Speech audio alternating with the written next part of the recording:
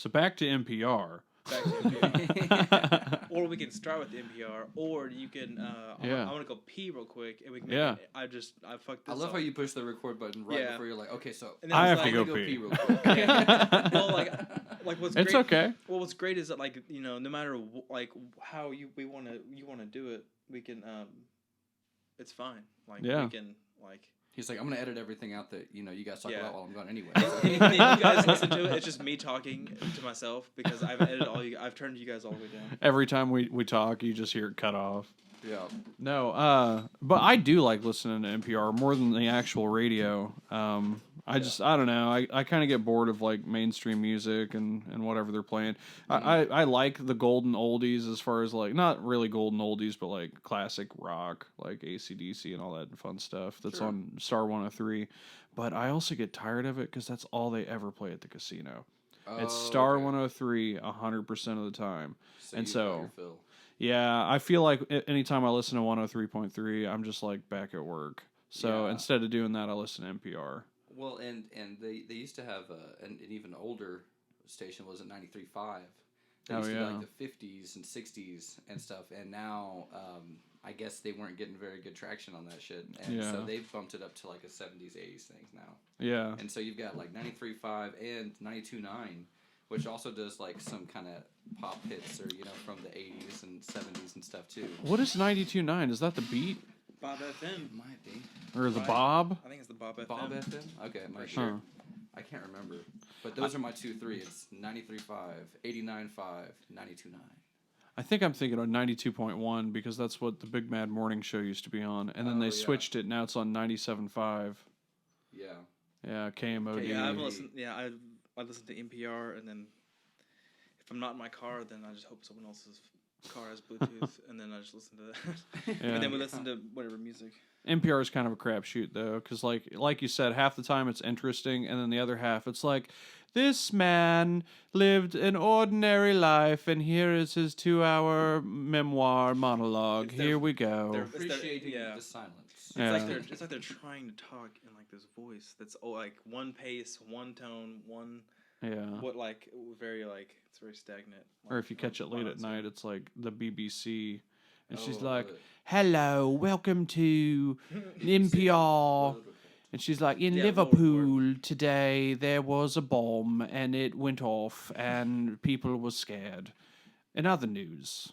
And now for real news. Yeah. The football matches have been continuing, even though the COVID epidemic is still rages.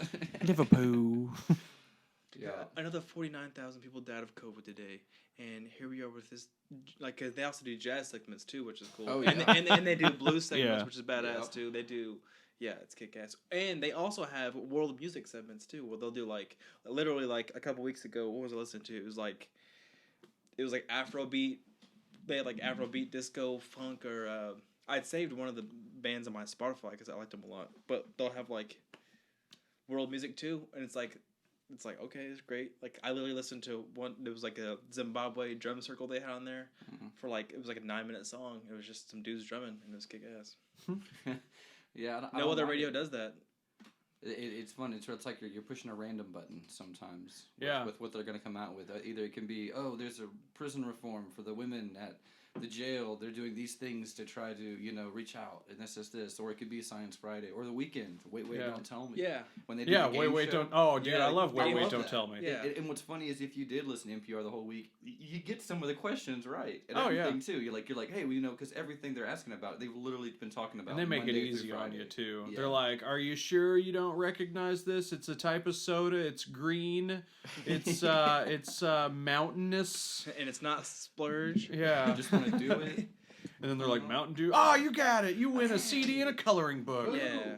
Here's an NPR mug. Now, do you want to donate your car? I think that's probably the main reason why I like listening to NPR is you never know what you're going to listen to, And they have really cool fucking people on there. The science part of it is always my favorite.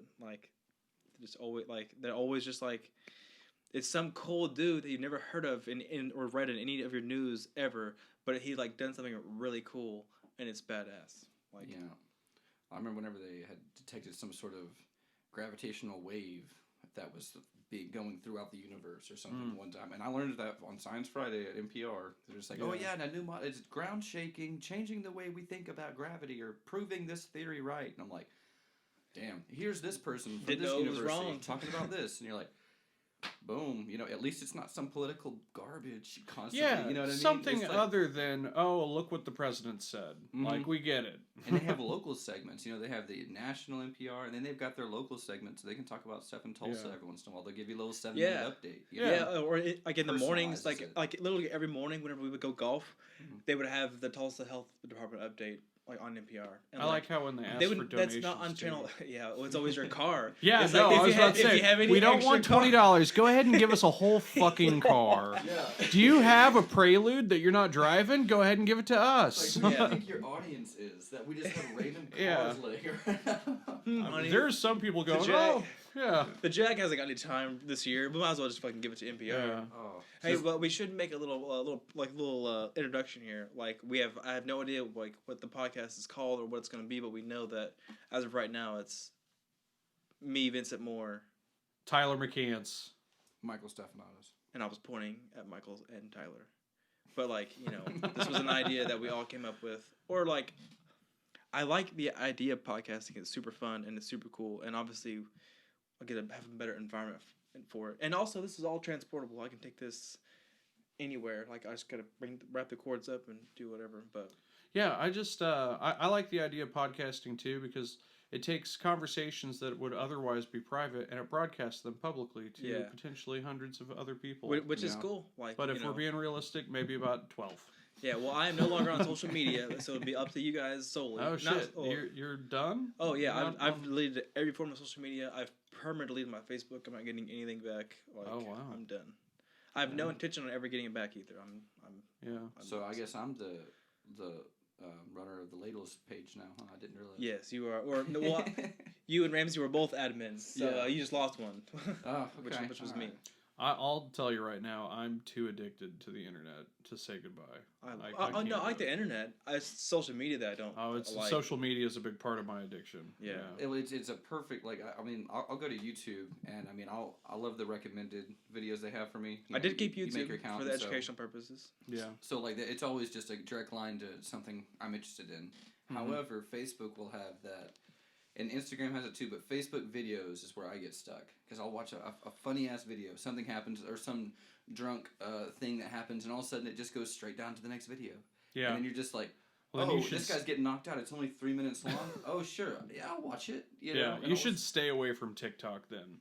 Oh, yeah? TikTok is exactly that, but on steroids. You don't pick anything. You don't search anything. TikTok tells you what you're going to watch. It's a very aggressive algorithm. Yeah, it's been praised as like one of the best algorithms out there, because literally if you've got good content and you're a content creator, you can go from nothing to something pretty quickly on TikTok. Because it's like, okay, you made one video, 5 people saw it, those 5 people saw these things, and then they just like fucking put it in the slug round with a shotgun, they shoot one guy in the face 80 miles away or whatever, and they just like flood fucking just like so much information be entertained, exactly. Like, Netflix, but literally a billion times faster. That's probably one I'm gonna have to stay away from then. I'm probably not gonna get on the TikTok wagon. TikToks are fucking hilarious. Like, they're funny. Like, dude, I love TikTok. And I appreciate social media. Like, I'm not anti social media. It's just like I myself just feel like I'm too distracted. I'm tired of this. I hate whenever I'm like,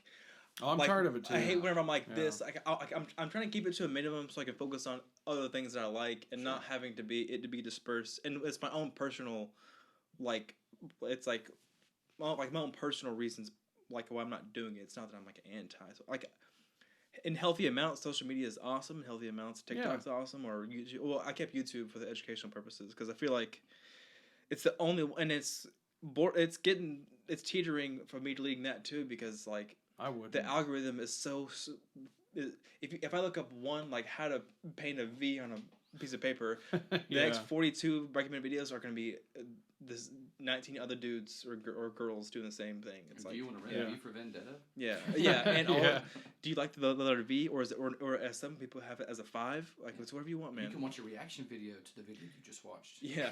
Watch someone else enjoy it. Yeah. Jesus. Layered reaction videos. This is a reaction to a reaction. Oh man, it's so funny too. Ramsey got on a kick on that for a while too, and he was just watching people react to like Pink Floyd. I don't get it either. And I mean, because it's funny because people have like they can be really charismatic and stuff, and you put them in front of something and you put an awesome song that you already enjoy. I mean, you're just happy someone else likes it. Yeah. And then over here breaking it down, you feel like you're kind of listening to it a little bit for the first time, but. In all seriousness, I mean, I'm probably just gonna. I watch a lot of golf videos. Me too. I watch a shit ton of golf videos. And I don't think there's like it's very educational. I learned how to take apart my PS4 and replace the fan all from YouTube, step by step. That's why the weight is so heavy for me. That's like keeping it like it's like because like there is a lot of education on there. Like dude, like for music, for fucking like everything I know about woodworking is from YouTube. A lot of shit on there. It's great. As far as Facebook though, like I think Facebook is still valuable because of Facebook Marketplace. And like if you're out in your garage making stuff and you want to like reach a large local audience and try and sell your stuff, dark marketplace. Yeah, I'm not trying to fuck around with Craigslist. I don't know. Like I just don't know enough about Craigslist, and everything I know about it is just negative, and people get murdered and raped on Craigslist and shit. Yeah. And like I know I have a sweet supple butt, so I'm trying to stay away from that. Well, and they have ads out, saying like, hey, did anybody want to get raped? Let me know. I'll show up. And then you're just like, for $50, like, fuck it, might as well. Like, it's a great deal. It's like, hey, $50. I can literally get a rapist in the act, and I can, let's claim self-defense there. Let's make this night all interesting. It was pretty boring. My name's Craig. I specialize in rape fantasies. I'll break in your house. I'll talk dirty to you. I'll break a few dishes. I'll fuck you real good. For an extra $50, you can have your boyfriend come in and find me, and then I'll fuck him too. We can all just tell me who's who, which names I need to use. And sign this release form so I don't go to prison again. Dude, people are weirdly sexual though about stuff. Like, dude, TikTok is like imagine hypersexual. If, like, I guarantee right now, if you like, there's some situation out there where like some pretty girl that was a fire truck. I just realized. It happens all the time. Like, was a what? That was a fire truck. Oh, yeah. Okay. There's a fire. Oh yeah, there's a firehouse right there. Yeah. I thought it was your dog for a second. They also have they also have a fucking. This is awesome. They have a golf cart that has a water tank on it that is literally a Rolling Hills mini fire department. That if I've seen them use it before, if someone's close, they'll just take that out first. Not even lying. It's great. Yeah. Get the thing going first. But with Marketplace, it's like I guarantee you right now, like if people are like or Craigslist or whatever, like if you were like let's say like some pretty girl was like selling like a bike or something like that, and some dude bought it from her. That dude's like, oh shit, I'm gonna hit her up on fucking Facebook now. Like, hey, I know you sold me this bike earlier. And I thought you were kind of cute. Do you want to go out sometimes? And people meet like that too. It's crazy. Yeah. Like, and then some people rape other people. It's really it's both malignant and benign. So yeah, I missed out completely on the internet dating. Like, by the time I met Morgan and we were in a relationship, that was right before Tinder happened and all these other, like, just pick up the phone, dial some booty. Yeah, you buy two rounds of beers and then go to her place and then... I missed out on all that. Yeah. I remember my friend, he came over to my apartment and he was like, you think she's hot? And I was like, oh yeah, she's pretty hot. He was like, yeah, she wants to meet up. I was like, oh, that's cool. He's like, yeah, but I got this other one. Man, this app's crazy. I was like, what are you talking about? He's like, he goes, do you want to fuck right now app? Yeah, it's like, would you like to fuck right now this moment? And I was like, oh, no, I have not heard of that app. He's like, yeah, it's incredible. All you got to do is put a picture up there and girls want to fuck you. I'm like, really? Yeah, it's like you swipe right, you can be in bed or in a parking lot or, in a bathroom with some chick in 5 minutes. Yeah. I was like, neat. Well, anyways, I'm in my very committed relationship, and I cannot take part in any of this, so... You're not missing out on a whole lot. Yeah. I mean, it can be fun sometimes, but it is what it is. Dig, you want to go outside? You're ruining it. You also have the chance of getting catfished, which is also... Yeah. I mean, but what if you like catfish? I love catfish. Battered. Yeah. Dude, that's like my favorite food. I was so sad when Toby Keith's closed. Oh, yeah. Dude, they had the best catfish. I've never eaten there. And you know, it wasn't bad. I don't even know if I like catfish, but what I do know for sure is I love cornmeal batter. Yeah, but I love the fucking breading that people put it on, or just put that on anything. Yeah, I'm interested to see, like, there are a few things I want to see in my life. It's cornmeal on more stuff, and then it's also I want to see mashed potatoes. Just like there's not cornmeal on enough stuff. There's only like 4 things that you put cornmeal on. It's hush puppies, cornbread is straight cornmeal, and then catfish. Those are the only things with cornmeal. You should get into grits, man. Grits are fucking awesome. Is grits cornmeal? Oh, it is. That's straight cornmeal. Yeah, I've had grits before. I eat grits. I like grits every morning, dude. They're so great. I eat sweet grits though. A lot of other people have savory grits with like butter, but I put syrup and brown sugar. Bacon, eggs with some sriracha and some grits. Oh my god, I'm hungry right now. Let's fucking do it. Like, I remember I did it one time at Buffalo Wild Wings. I did it at Waffle House. I did it at Buffalo Wild Wings, so they're like, "Where the hell did you get grits?" No, but the waitress came over and she's like, "What are you doing?" I was like, "I'm making grits." She's like, "You're doing it wrong." I was like, "Oh, this is the way my family does like, it." sorry, I don't work here. But I'm a drunk patron, bitch. Okay, I'll do whatever I want. It's 2:00 in the morning. Leave me alone, Sandra. Eat whatever the fuck I do to these. Yeah. You know what I really like listening to at Waffle House is like the cook staff and the wait staff arguing and fighting with each other because you can set your watch to it, man. They always fight publicly, loud enough for you to hear. It's the most passive aggressive shit you will ever fucking see. Is like the Waffle House dude. Yeah, like the line cook and the server just like. Yeah. I can't even think of anything right now because I'm not that creative. But we were in there just 2 days ago, and she's like, "Listen, you're going to have to clean this eggs up right now because it's going to get down in there and burn and stink real bad. Everybody going to hate it." He's like, "Well, I'm busy." And she's like, "Well, you're going to have to find time." This other girl comes in, and I'm going to tell you right now, she comes in at 4, and she's not going to do anything till 5. You need to stay on her ass. He's like, "Oh, my God." And I was just like, all this is aired. It was really great. But, no. As far as food, I want to see someone take. This has never been done before. I'm going to get closer to the mic. Be careful. Oh, I'll back a little bit away from the mic. Okay. I want to see. Listen. I want to see mashed potatoes in a pipette bag, like a pastry bag, and I want to see that piped out into a deep fryer, and deep fried immediately. Yeah, what is that? What would that be? Well, the Italians do what's called croquettes. And they literally, or like they take dollops of mashed potatoes and throw it in the fryer. Yes, sir. But I want to see like thinly, like a funnel cake of potato. Cake. Yeah, I got you. What would that be, dude? That would be fucking good. I don't know what it would be. It'd be fantastic, is what it would be. And yeah, I want to see that at the fair next year. Someone do that. And cheese over it too. Or you could do that. Bacon. Bacon, definitely. Did you say something about sprinkling cornmeal on it though? Yeah. Okay. Yeah. It takes 2 people. You throw the cornmeal on the stream of potato as it comes out before it goes into the fryer. Dude, I love jalapeno like hush puppies like with the cornmeal. Those are so good. I just love hush puppies too. Yeah. I just love food. Did you know if you deep fry a piece of white bread, it tastes like funnel cake? Really? Fucking it's the same thing, probably with less sugar. Yeah.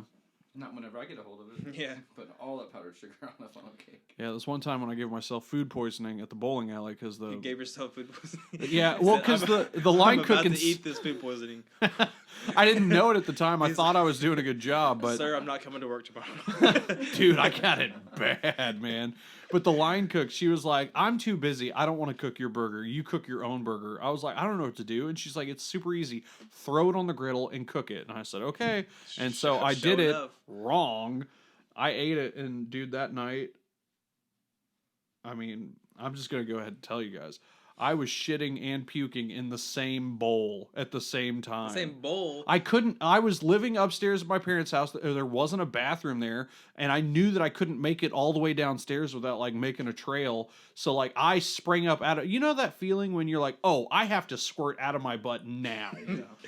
Well, I had that feeling. 5 seconds after having coffee. And as soon as I sprung up, it was coming out. And, like, I had a big bowl because, like, I had already felt sick, like I needed to puke. And so I had that bowl there. And sure enough, that started coming out. I saw it. It grossed me out. I puked. I was puking. And it was all going... It was bad, man. It's food poisoning. Stay away from it. Yeah, I've had it once, too. Golly.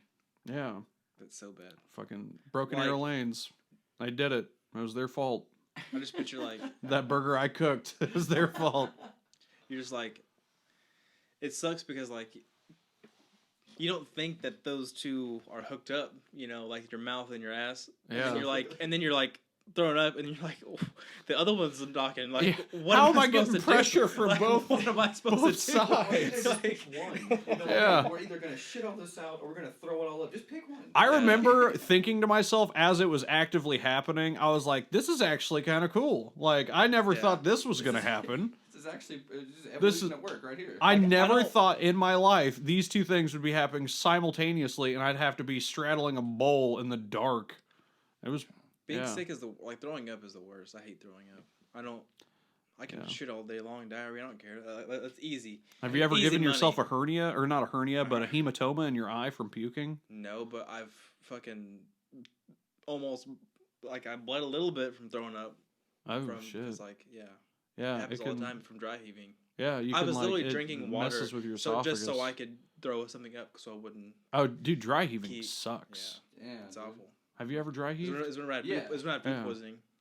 That's when I was driving so much where I was like my mouth was bleeding, like the back of my throat was so raw. Dude, I'm surprised you didn't get a hematoma, because I got a hematoma one time from dry heaving a little bit. Because you're just like it's all just like your eyes are to pop out of your head. Oh yeah, which that's what a hematoma fucking. That's the one thing I try to make sure and always do is just close my eyes whenever I'm doing it. I mean, one, because it's horrible. You don't want to splatter right over a toilet or something anyway. Mm-hmm. But like just like whenever you sneeze, kind of thing, you're just like, all right, well, this is gonna happen, and I just would, and no, dry heaving is definitely one of the worst. But I haven't done it to the point where I've bled before. But like, golly, that sounds. One time when I was in college, process.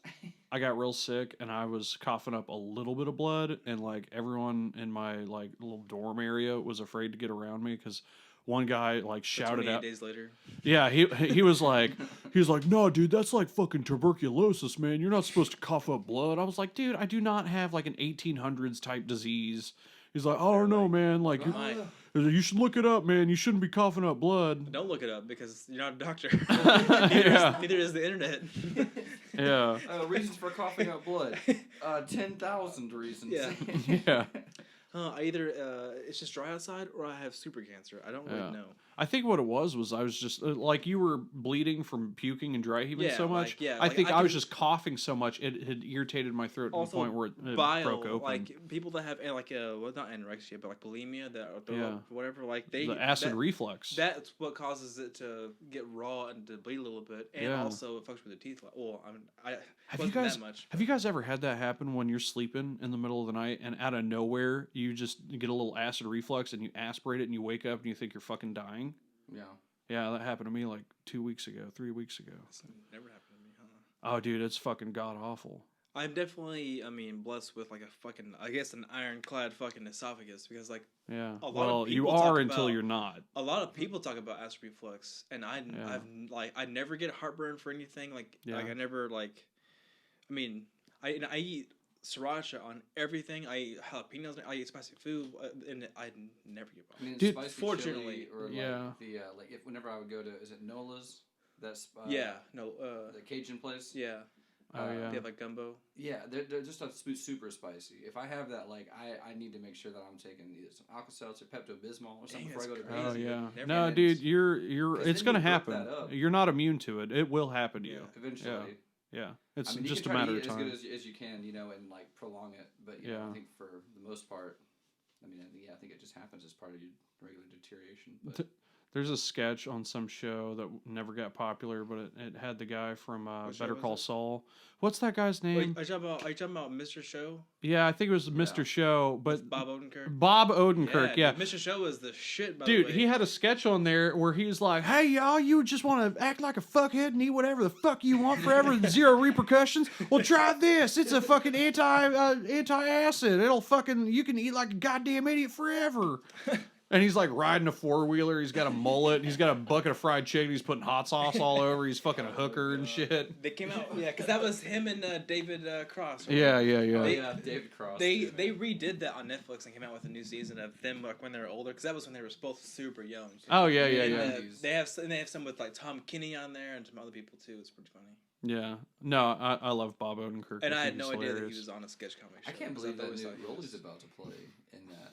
Have you seen like a serious role, right? Yeah. It's like a fucking Taken role, but Bob Odenkirk. I'm just like, this is like, why he's hiding. Yeah, he's like, that's a lifestyle I'm trying to get away from, but he's like a fucking badass. Mm-hmm. Yeah. Yeah, they're like, oh my god, why did you stop the intruder? Dude, he was right there. You had a golf club. He's like, I want the attention.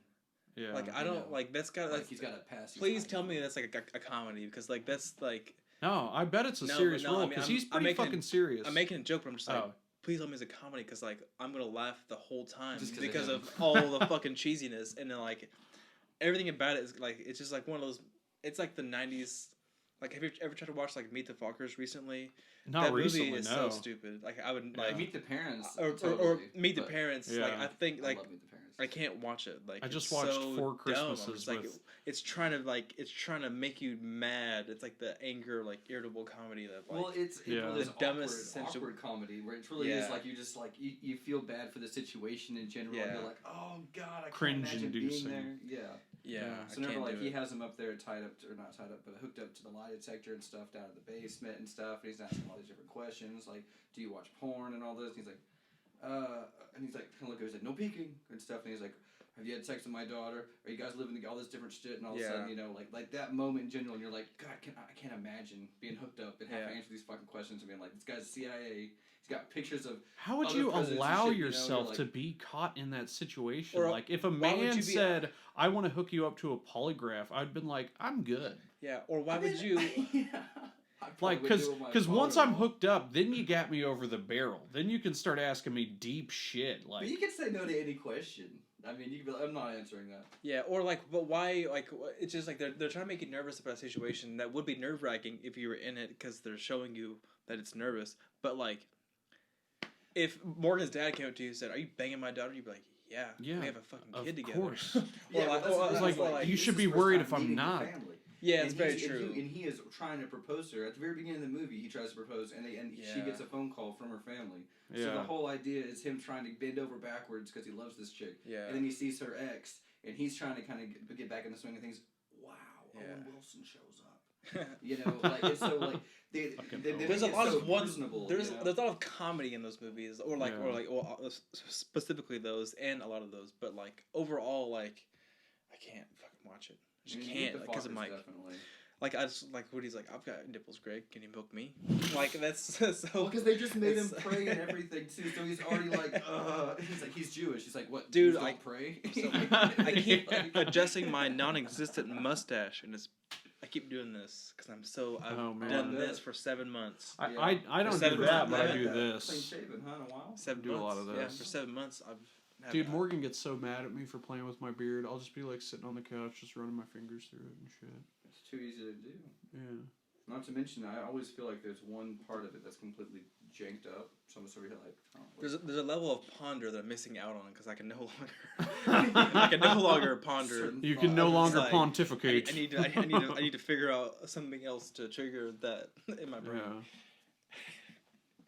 Yeah. Used to be one of those guys that rubs your feet a lot. You know, you take off your shoes and you go. Those guys are like, Did you guys have long shaggy hair at any point in your life? What's up? Do you ever have like long shaggy hair at any point in your life? Oh yeah. Yeah. When I was like 14, I had long hair, and like after I got it cut, I was still going. You know, trying to move it out of your face, like doing the whole 14, like head nod thing. Because I was lazy, and then I let it keep going, and it got down on my shoulders, if not longer, and I cut it off. Yeah. Oh, I look bad with long hair. I'm just lazy. Like, I don't really care what I look like. I just like I know this is gonna like having my haircut and my beard shave. I got about 6 months of not having to do anything, so I'm fine. I'm lazy. And once my beard gets long, I'm like, fuck. Now I gotta start washing it. My face gets dry. I put I'm like, nope. I do not. I want. It's one less decision I have to think about for the day. It's like, okay, now I gotta fucking take 20 minutes to do this and this, that, and this, and I gotta comb my hair a bunch now. I'm like, no, I'm just too lazy. Yeah, see, no, the lazy thing to do is to definitely have a beard, because if you don't have a beard, you're having to shave like every day or every other day. You know, not at work wearing a mask. I can just let it go back slowly, and Steve doesn't care. So it's cool. He doesn't notice because of the mask. No, the mask is the prominent feature on your face. He said he doesn't care. He was if we go back to no mask, like in order for you to grow your beard back, you have to have at least 4 days off. Yeah, but he said he doesn't care about that. No, I shaved whenever we came back from quarantine, and I.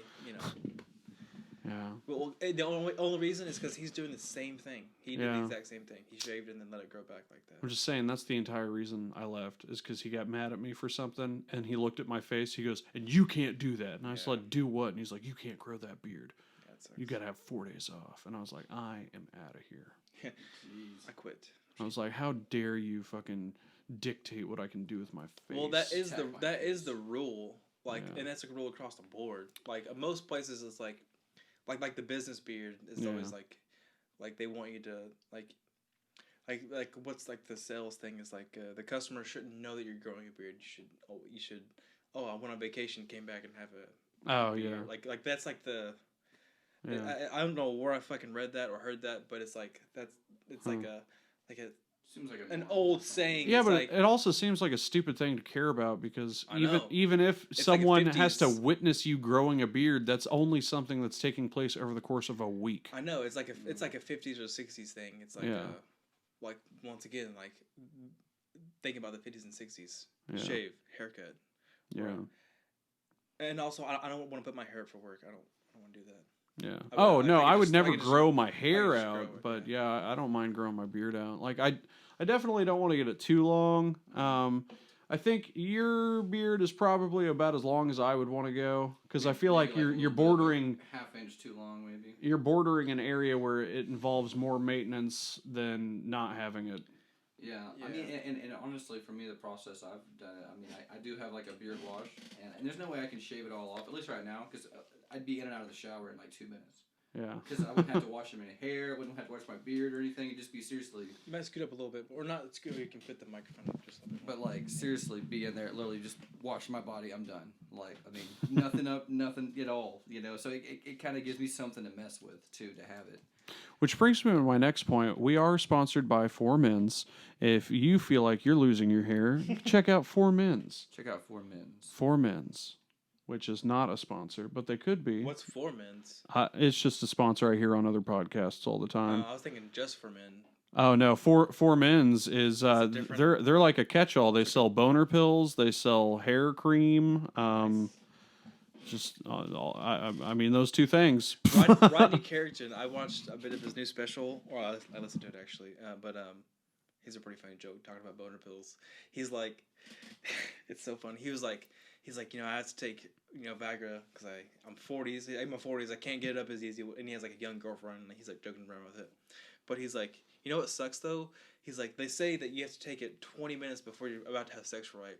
He's like, but one time we ended up not having sex, so now I've got a boner for 2 hours. I'm just like, I don't know what to do. And I could not stop laughing because I just like all the scenarios in my head popping up. Like it'd be so, it's just so funny because like, normally you get a boner, you're about to have sex, boom, it's done with, it's over, right? But then you now have a boner for 2 hours and you didn't have sex, and now you're just like, well, I wonder what happened that changed the circumstance. You have to just stay inside, I guess. Yeah. Well, I took Viagra one time as a prank, but I haven't. Who are you pranking? Well, no, we went to a strip club. And we took Viagra. I pranked the fuck out of the stripper. She was so pranked. There was an extra hole in the room. But like, I mean, whenever you take that, if it says it's good for like 2 or 3 hours, is that like after like you already finish? You still have it for 2 hours. You know what I mean? I've never taken it. I don't know. I have no idea. I had the chance to take it one time, and I decided not to. Yeah. Yeah. Okay. My dad was being weird, and he was trying to pass out Viagra samples at dinner.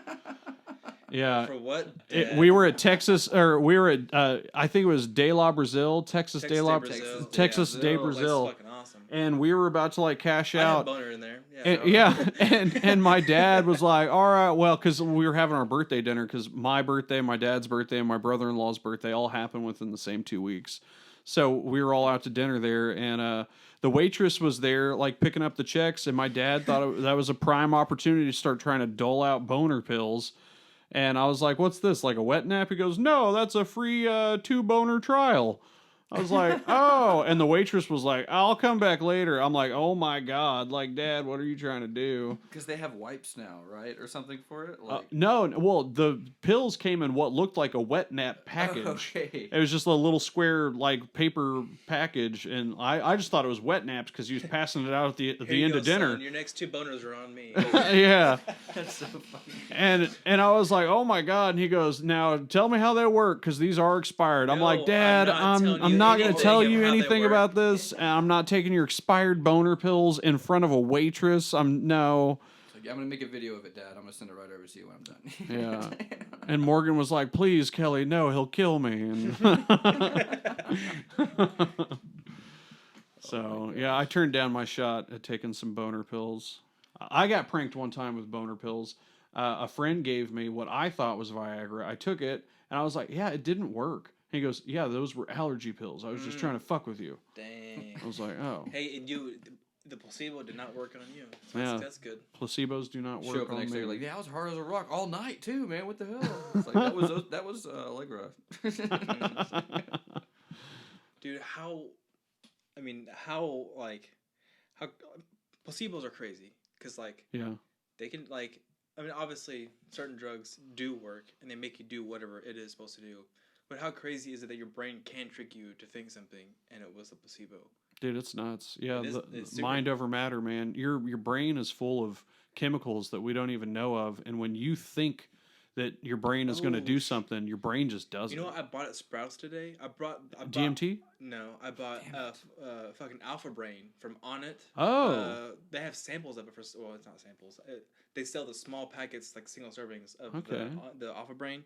Because like I bought nootropic pre-workout a while back, and I fucking loved it. It gave me, like, once again, whether it was placebo or not, but like when I would drink it and take it, I would go golf, or like I would go the range or whatever, and like for that like 25 minutes, dude, it was just like I felt like I'm just like in the zone.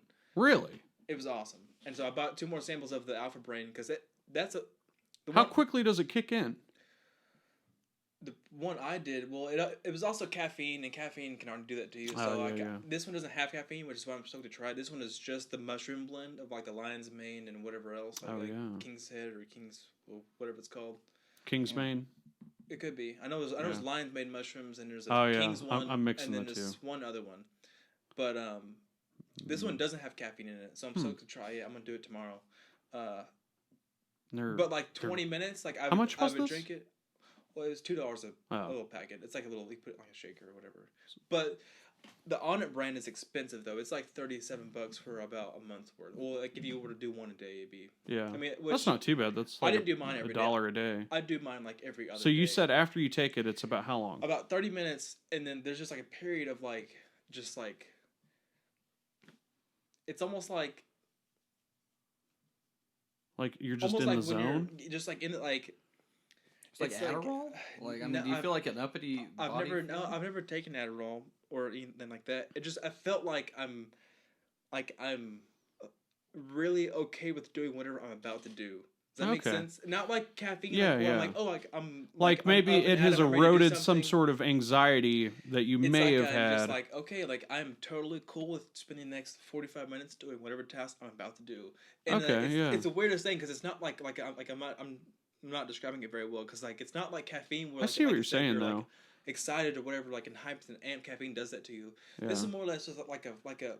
It's like a cheat code to get you in your flow state. It's and it's like a focus thing. And like the more I've read about nootropics and stuff, it's super cool because like it literally triggers a part of REM sleep that you get.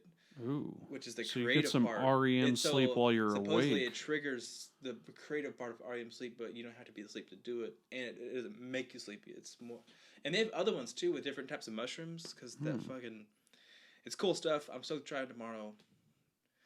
That's interesting. Yeah, they're cool. You know, I always hear about Joe Rogan talking about Alpha Brain and nootropics and stuff, and he's got that guy Paul Stamets on talking about lion's mane and.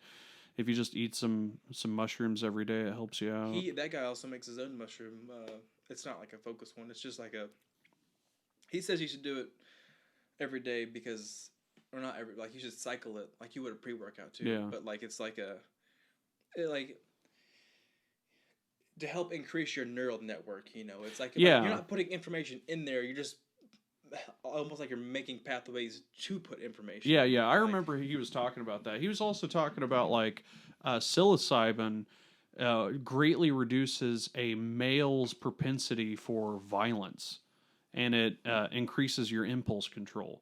And they said that like a study was done, and it was something insane, like 70% of males that have ever been on a psychedelic psilocybin trip and have ever taken psilocybin mushrooms in their life are like 70% less likely to beat their wife. Or it could have even been more. It could have been like 90%. They've had a revelation that it's not going to solve the problem. Yeah. Like maybe this is. But it's just crazy that it would have like a lasting effect like years later. Like if you've ever done it, it'll have a lifelong effect that greatly reduces your propensity to get fed up with that fucking bullshit. You know? Just like, I don't know, it gives you an extra moment to be like, it's not worth it, buddy. Not worth it, man. See, if I hadn't taken those mushrooms when I was 16, you'd be crossing a line right now. I'm going to go get a beer. You guys want one? Oh, I'm good. You want a beer? All right. No, I'm good. That's hilarious. But yeah, no, I saw that they are doing less likely to be fed up with them. We just erased the line and pushed it back about 5 yards. But they've also been doing that study on like terminal patients with like cancer or different illnesses for the coping mechanism that it also brings. I saw some 60 Minutes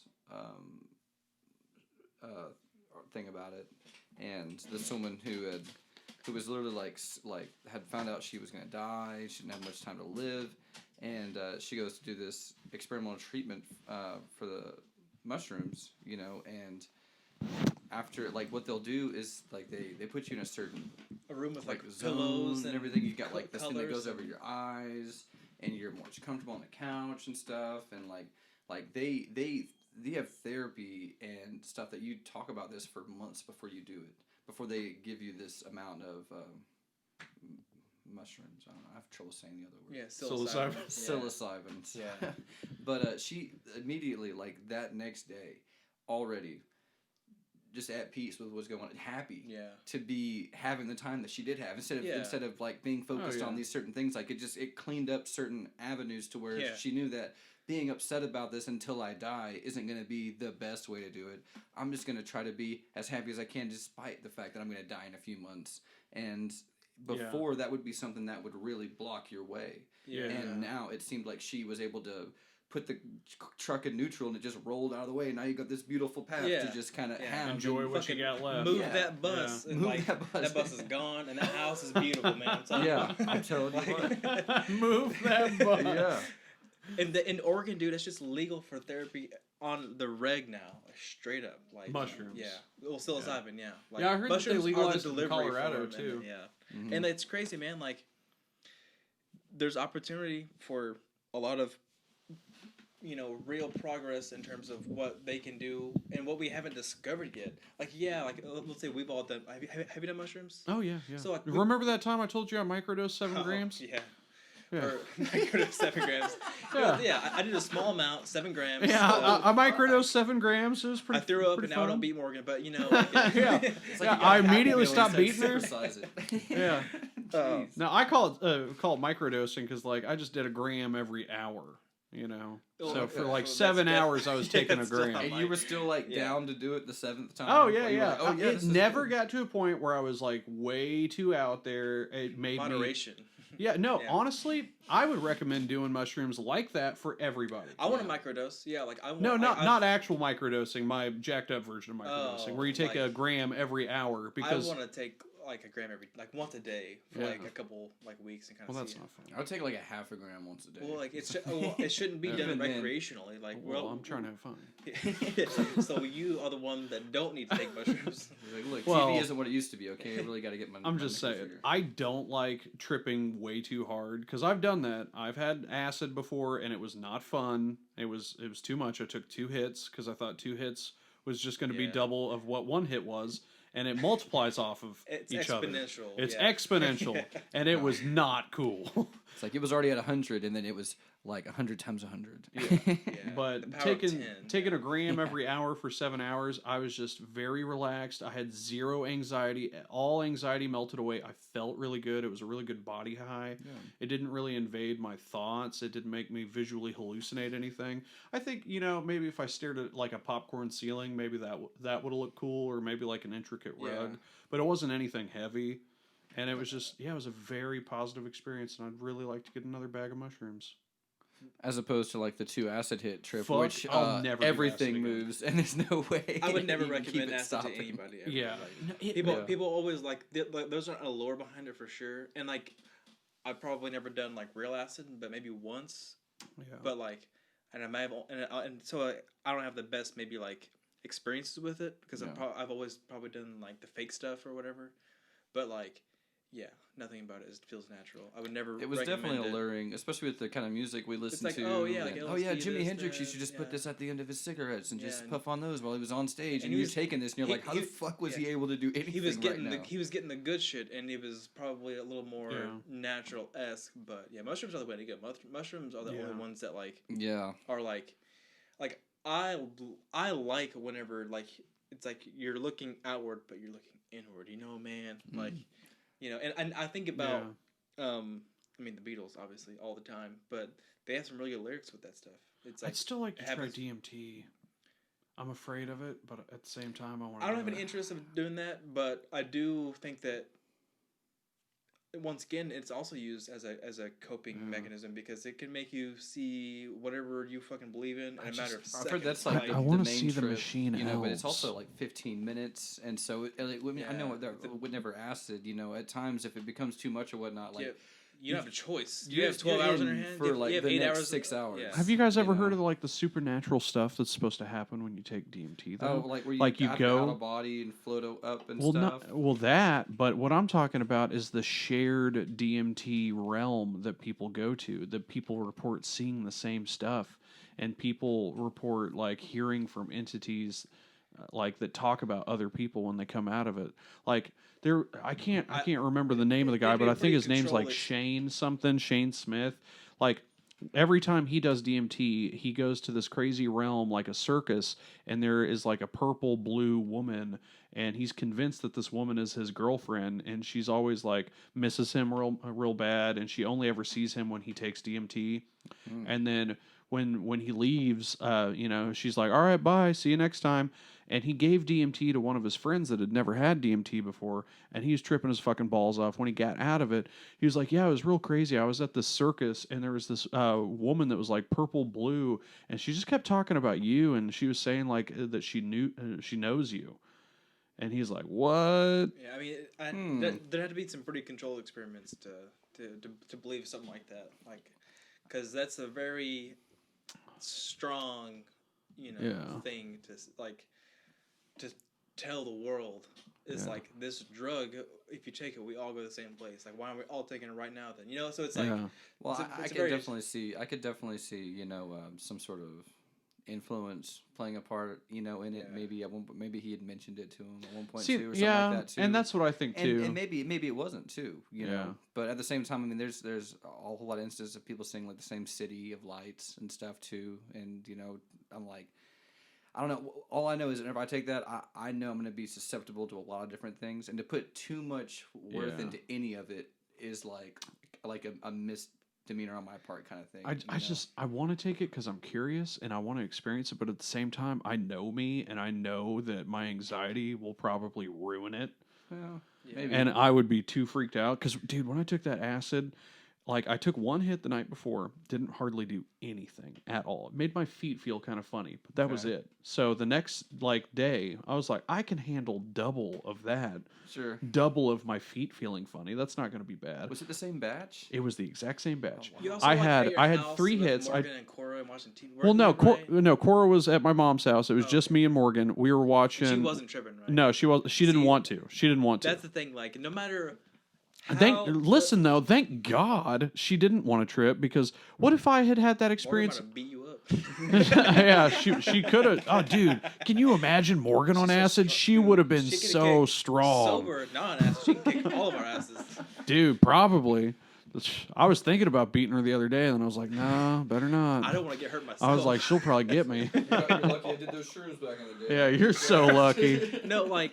But, dude, no, the 2 hits, like, it was profoundly more powerful. It was insane. And it came on so much quicker. The 1 hit that I took the night before, it took maybe like 2 hours for me to feel anything from it.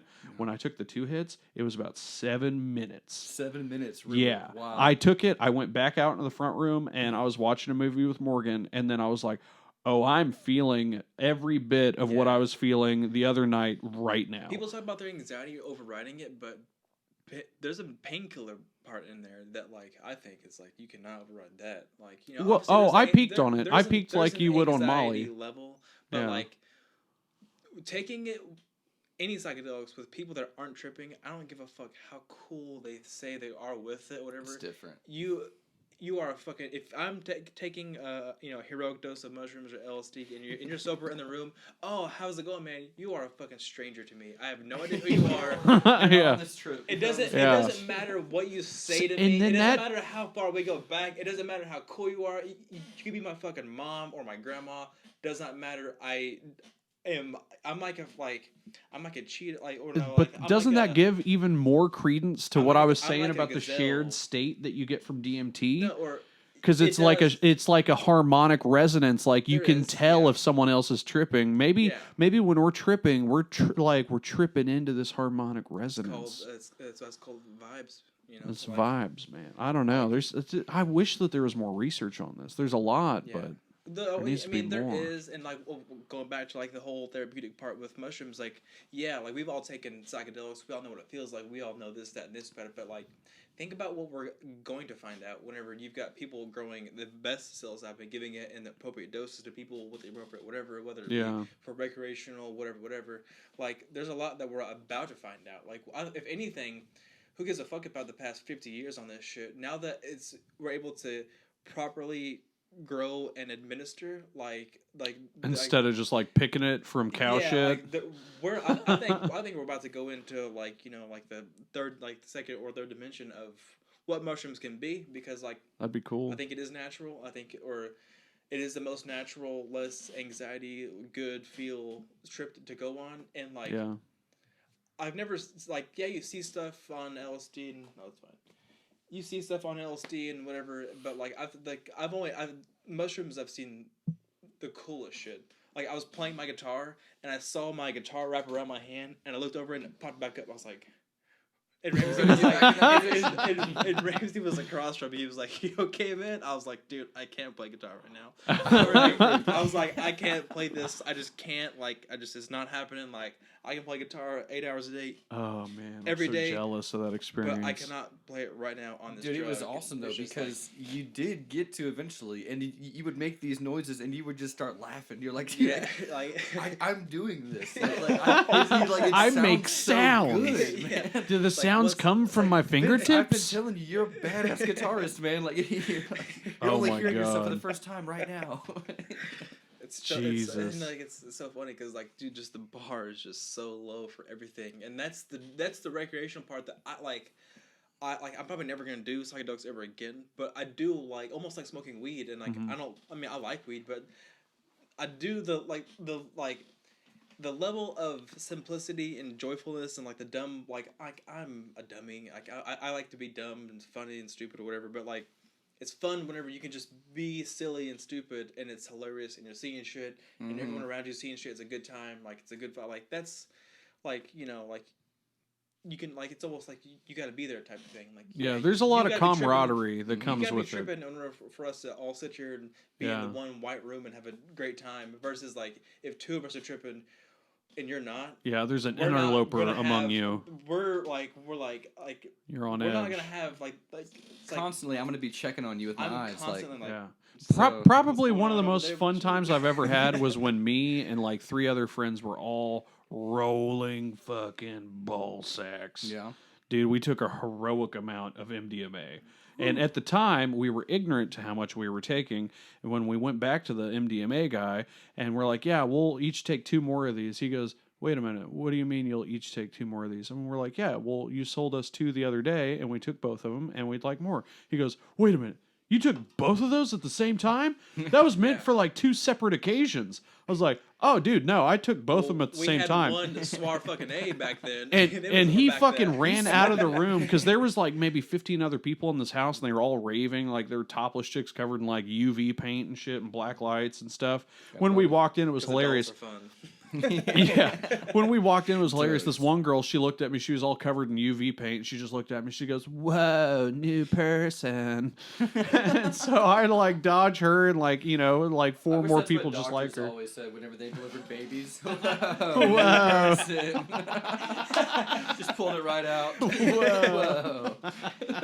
Dude, doctors are not that cool. Doctors are stupid. Yeah, he ran out there and he goes, "Guys, it's safe to take 2. They did it. And they're all still alive." Yeah. And they all went, "Yeah." And you're like, fuck, am I alive? And then like, it kicks right back in. The trip hasn't stopped yet. That was on your mind. You're like, oh shit. Like, but dude, we were rolling fucking balls, man. Like we just got home from IHOP. We all worked at IHOP together. You ate more pancakes than you could fucking eat. He went upstairs to get his stereo, and I went downstairs to like load a bowl. And before I could finish loading the bowl, it hit me. And I was like, whoa, I feel it. And then I heard a whole bunch of shit fall down the stairs, and it was the stereo he was trying to bring down the stairs. I was like, "Are you okay, Biniam?" And he comes down the stairs. He's like, "I think I feel it. I dropped the radio." And I was like, "Oh shit!" We ended up playing hide and seek, and it was just 3 of us, you know, grown men, playing hide and seek. And when our friend Ricky got home from work, because he was working the late shift, he got off at like 2 a.m., he opens the coat closet, and we're all in the coat closet underneath the stairs, and we're all like just in there. And he goes, "What are you guys doing?" We're like, "We all were playing hide and seek, but we all chose the same hiding spot." No one can seek us. We're all hiding. Like, but who was the seeker? You are, Ricky. You are, Ricky. Oh, that's right. Yeah, dude. I'll never do that shit ever again, but yeah, it was quite the experience. I've never done MDMA, nor do I want to. I don't really like, other than caffeine, like I don't like up that much. Like I like either neutral or I like going down. I like smoke a weed or like drinking a few beers or whatever. Like I don't like going fast either. It's a bad feeling. Yeah. Or not anymore. I mean, it used to have some allure before, but I mean, if anything, I just want to chill most of the time, you know, and have a good time with some friends. I mean, that's why the acid thing brings a little bit more into it. When you have the shrooms, I mean, we're gonna be laughing at some funny shit and everything, but I'm also probably just gonna take like a gram and just kind of chill on it. Whereas you know, acid is like, oh, you don't make plans for the next 6 to 8 hours. I can't cut off a small fucking eighth of a piece of it, you know. And be like, okay, this is me having a good time right here, you know, a little piece of paper. Yeah, like I would do shrooms again for sure, but I would want to do it with like. And like this is where I'm a stickler, man. Like, look, stickler me seeks. If I want to see a short game. Stickler me seeks. And once again, it's just me personally. Like I don't want to like be at a party and do something. No. Like I want to be like outside. I want to be listening to music with like no fucking like TV on, no like phone, social media, whatever. Like I want to be listening to music and hanging out, and that's it.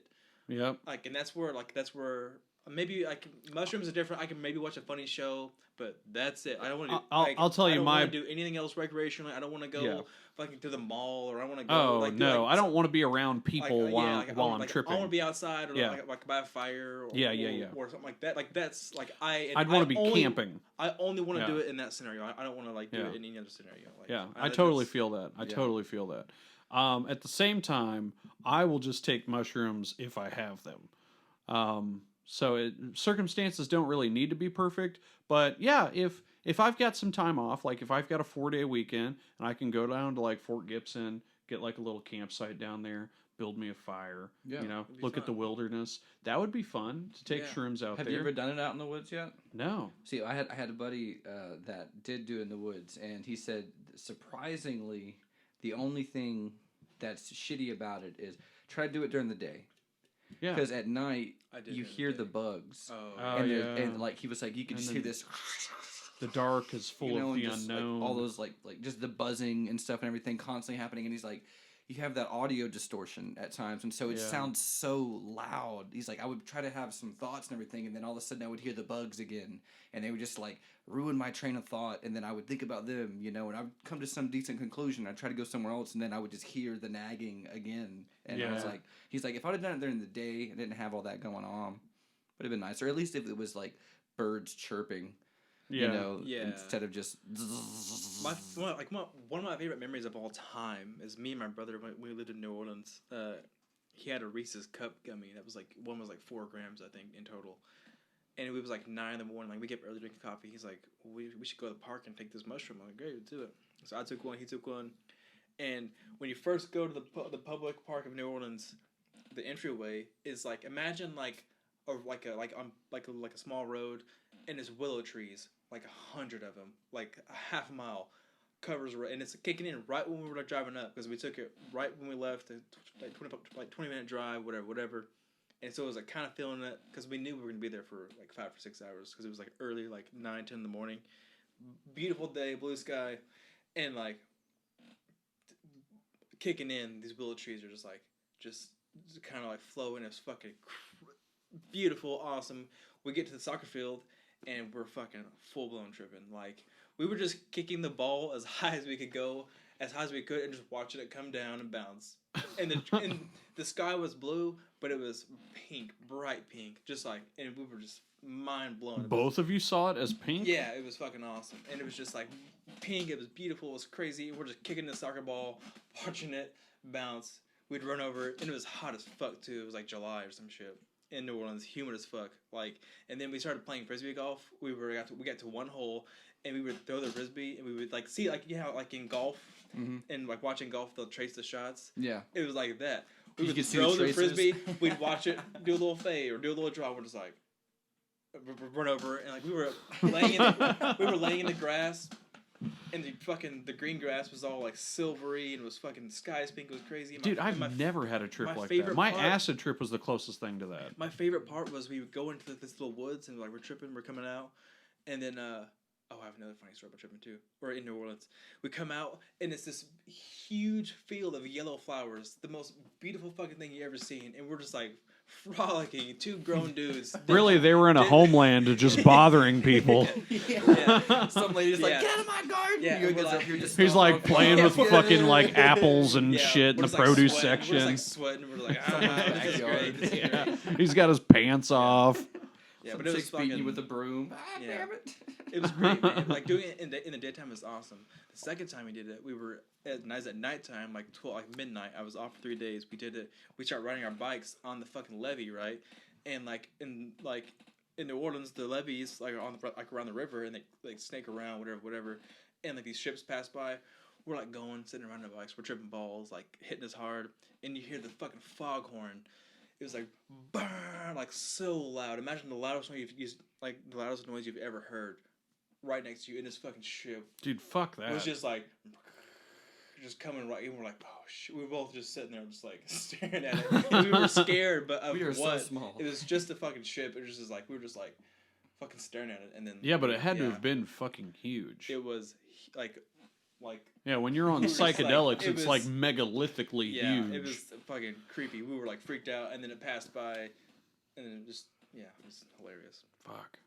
Those Dude, moments. when I was on that acid trip, purple color would flood the bottom half of my vision. And nice. it was really weird. It probably happened for about an hour worth of the trip, but it would slowly and subtly just start vibrating and flood the bottom half of my vision, this heavy electric purple color.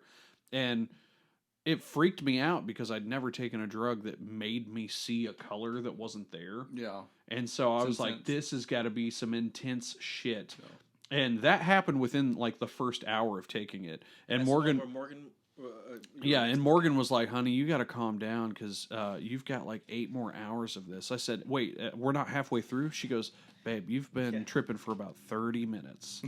I was like, dear God. Like, we sat down. She tried to calm me down and play Go Fish with me. And I think I got through 2 hands of Go Fish before I was like, I can't do this. I can't fucking do it. And, like, I got, like, real depressed. I was sitting there furiously playing with Play-Doh and looking at Morgan. And I was just like, I'm sorry. I'm going to be retarded forever. You're just going to have to take care of a big fucking fat kid. Dude, I'm telling you, man, when someone's not tripping and you're tripping, it is, like, it's not the worst thing that ever happened, but it's like there's no way to get around it. Like, you're like, no matter what you do, you're not gonna be cool, man. Like, yeah, you're not gonna be. Everyone cool. thinks that you can be that guy with just the sunglasses on. You can just be like, oh yeah, dude, I take acid and I get to be chill and I can see all this stuff and it's best of both worlds. It's like probably not. You're probably gonna look like a fucking psychopath for most of it. I will say that probably the only redeeming quality of that trip was the peak.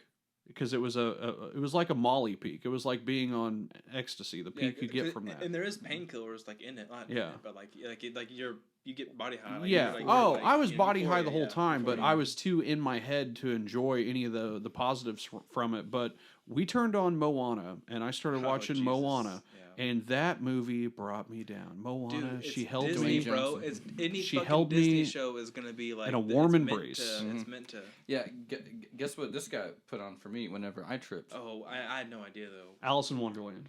No, that probably would have been fun. Yogi Bear. No. What? More death. We were.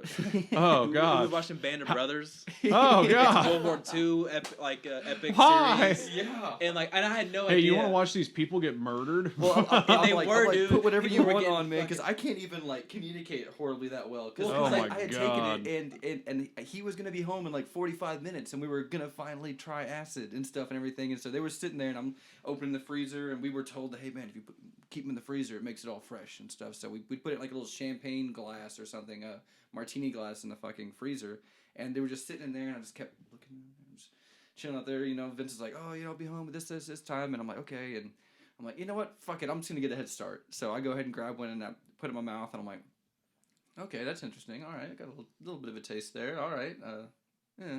And did it hit you quick? No, I mean it was like a good 30 minutes before I even started to feel it. But then he got there like 20 minutes afterwards, and I'm like, so man, we doing it? And you're like, I'm not really sure, man. The guy that I talked to said it was some of the most intense stuff that he's ever had. Oh my God! And I'm like, oh really? And he goes, yeah. Are you? And I'm like, you still had it on your tongue? On my tongue. I was like, oh, okay. And there's no going back. Oh shit. Like, well, good luck, man. You know, oh, and then he still didn't decide to take it? You dick! Because then Mikey showed up too. I didn't know he was gonna pre-do it. Oh my God, I mean, dude! You should have backed your boy did up. fine. No, you should have backed your boy up. And like, I'll back you up on this journey. Madden, and I was over here like, man, are they playing like the best of 3 or something? So you were tripping all by yourself? Yeah, for the first time ever. Oh my God! Well, that's how I tripped. It was terrible. Like how was it for you? I mean, it wasn't very great. It was like, okay, but at the same time, like I remember hearing little things and feeling immediately like, oh, these guys are. Like, I look weird. Like, I'm laughing at everything, so I'm crying. Whoa. Like, whenever I'll take psychedelics, I'll laugh at so much shit. Tears are constantly down my face. Like, I have red eyes. I'm constantly crying because I'm laughing at everything. I look like a fucking mess. Like, it's not, like, a joyous occasion to see me. But I'm having a great time. People in the room, it's hard. Yeah, and so I can see, like, Mikey's over here like, well, I'll stay up with him, you know, poor guy. And I'm like, poor guy? Like, what do you mean? Like, is it bad? Like, does it look pretty bad? And then I'd go in the fucking bathroom, and and Mikey's like, oh, I heard you're not supposed to look at yourself in the mirror. And I'm like, fuck it, I gotta see, you know. Oh yeah, was the age thing happening to you? The age thing didn't happen, dude. But the age thing was happening big bigger, time, and the nose thing would get, and then my eyes felt like they would get kind of bigger, a little bit and smaller, and I'd be like, oh god damn it. That's how I felt. Like I looked in the mirror a couple of times, and I was just like, I'm kind of wobbly. I'm all there. I'm just gonna go out of here now. Okay, well, I had the thing where your age flips from 80 years old to current age to 80 years old to current age. Oh shit! And it was happening fucking big time, like to a scary degree. I was trying to watch The Office because I was like, all right, we just need to put something super mellow, super monotone on. Dwight. The Office, Dwight Schrute, Michael Scott. That should be very middle of the road. I started watching it, and Michael Scott's face was going 80 years old, young, 80 years old, young, 80 years old, young. I was like, oh man, I'm fucking my mind up. Yep. And this like, was a mistake. yeah, it was maybe an hour later or so. I decided to look in the mirror, and sure enough, it was doing it to my face too. It was 80 years old, young, 80 years old, young. No, I didn't have that happen. I honestly, after I didn't see it happen, I was kind of ballsy with myself, so I just sat there and just stared at myself for a while. You know, you do that little analyzing. You know, yeah. And then I remember going back out there too, and I'm being like, just like, because you guys are like, how's it going? Because all I did was run to the bathroom to make sure I look okay, and then I'm like, god damn it, I'm tripping so hard right now. You look like great, I don't. Michael. Yeah, because you guys are like, hey, you need anything or something? I'm like, I'm tripping. Like, and you just have to laugh at yourself because I'm like, I'm acting like a crazy person to these people. I guarantee it. Like, and I can't even be there. So that was whenever I just pushed it aside. I was like, I'm just going to sit on the couch. I'm going to laugh.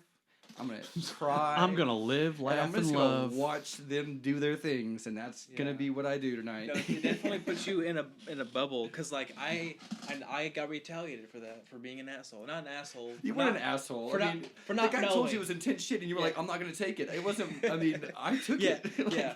But, like, I got retaliated because you were out of town at the time, and and Ramsey was, like, he wasn't living with us. It was almost that time where he was about to start living with us, but like he was like back and forth, but we were still kind of doing acid, whatever. Probably around that first Christmas we had. Done a night or a hit the night before, and so he was always like get the tolerance or whatever. Mm-hmm. And so I was off work for 3 or 4 days. I knew, and I had 2 hits left, and then you were. I was sitting there. I was like home alone. I was like, fucking like, okay, I'm just gonna take these. So I took them, and like I started feeling it. I'm getting high. I'm like, okay, I'm gonna put some music on, dude, and the fucking lights went out.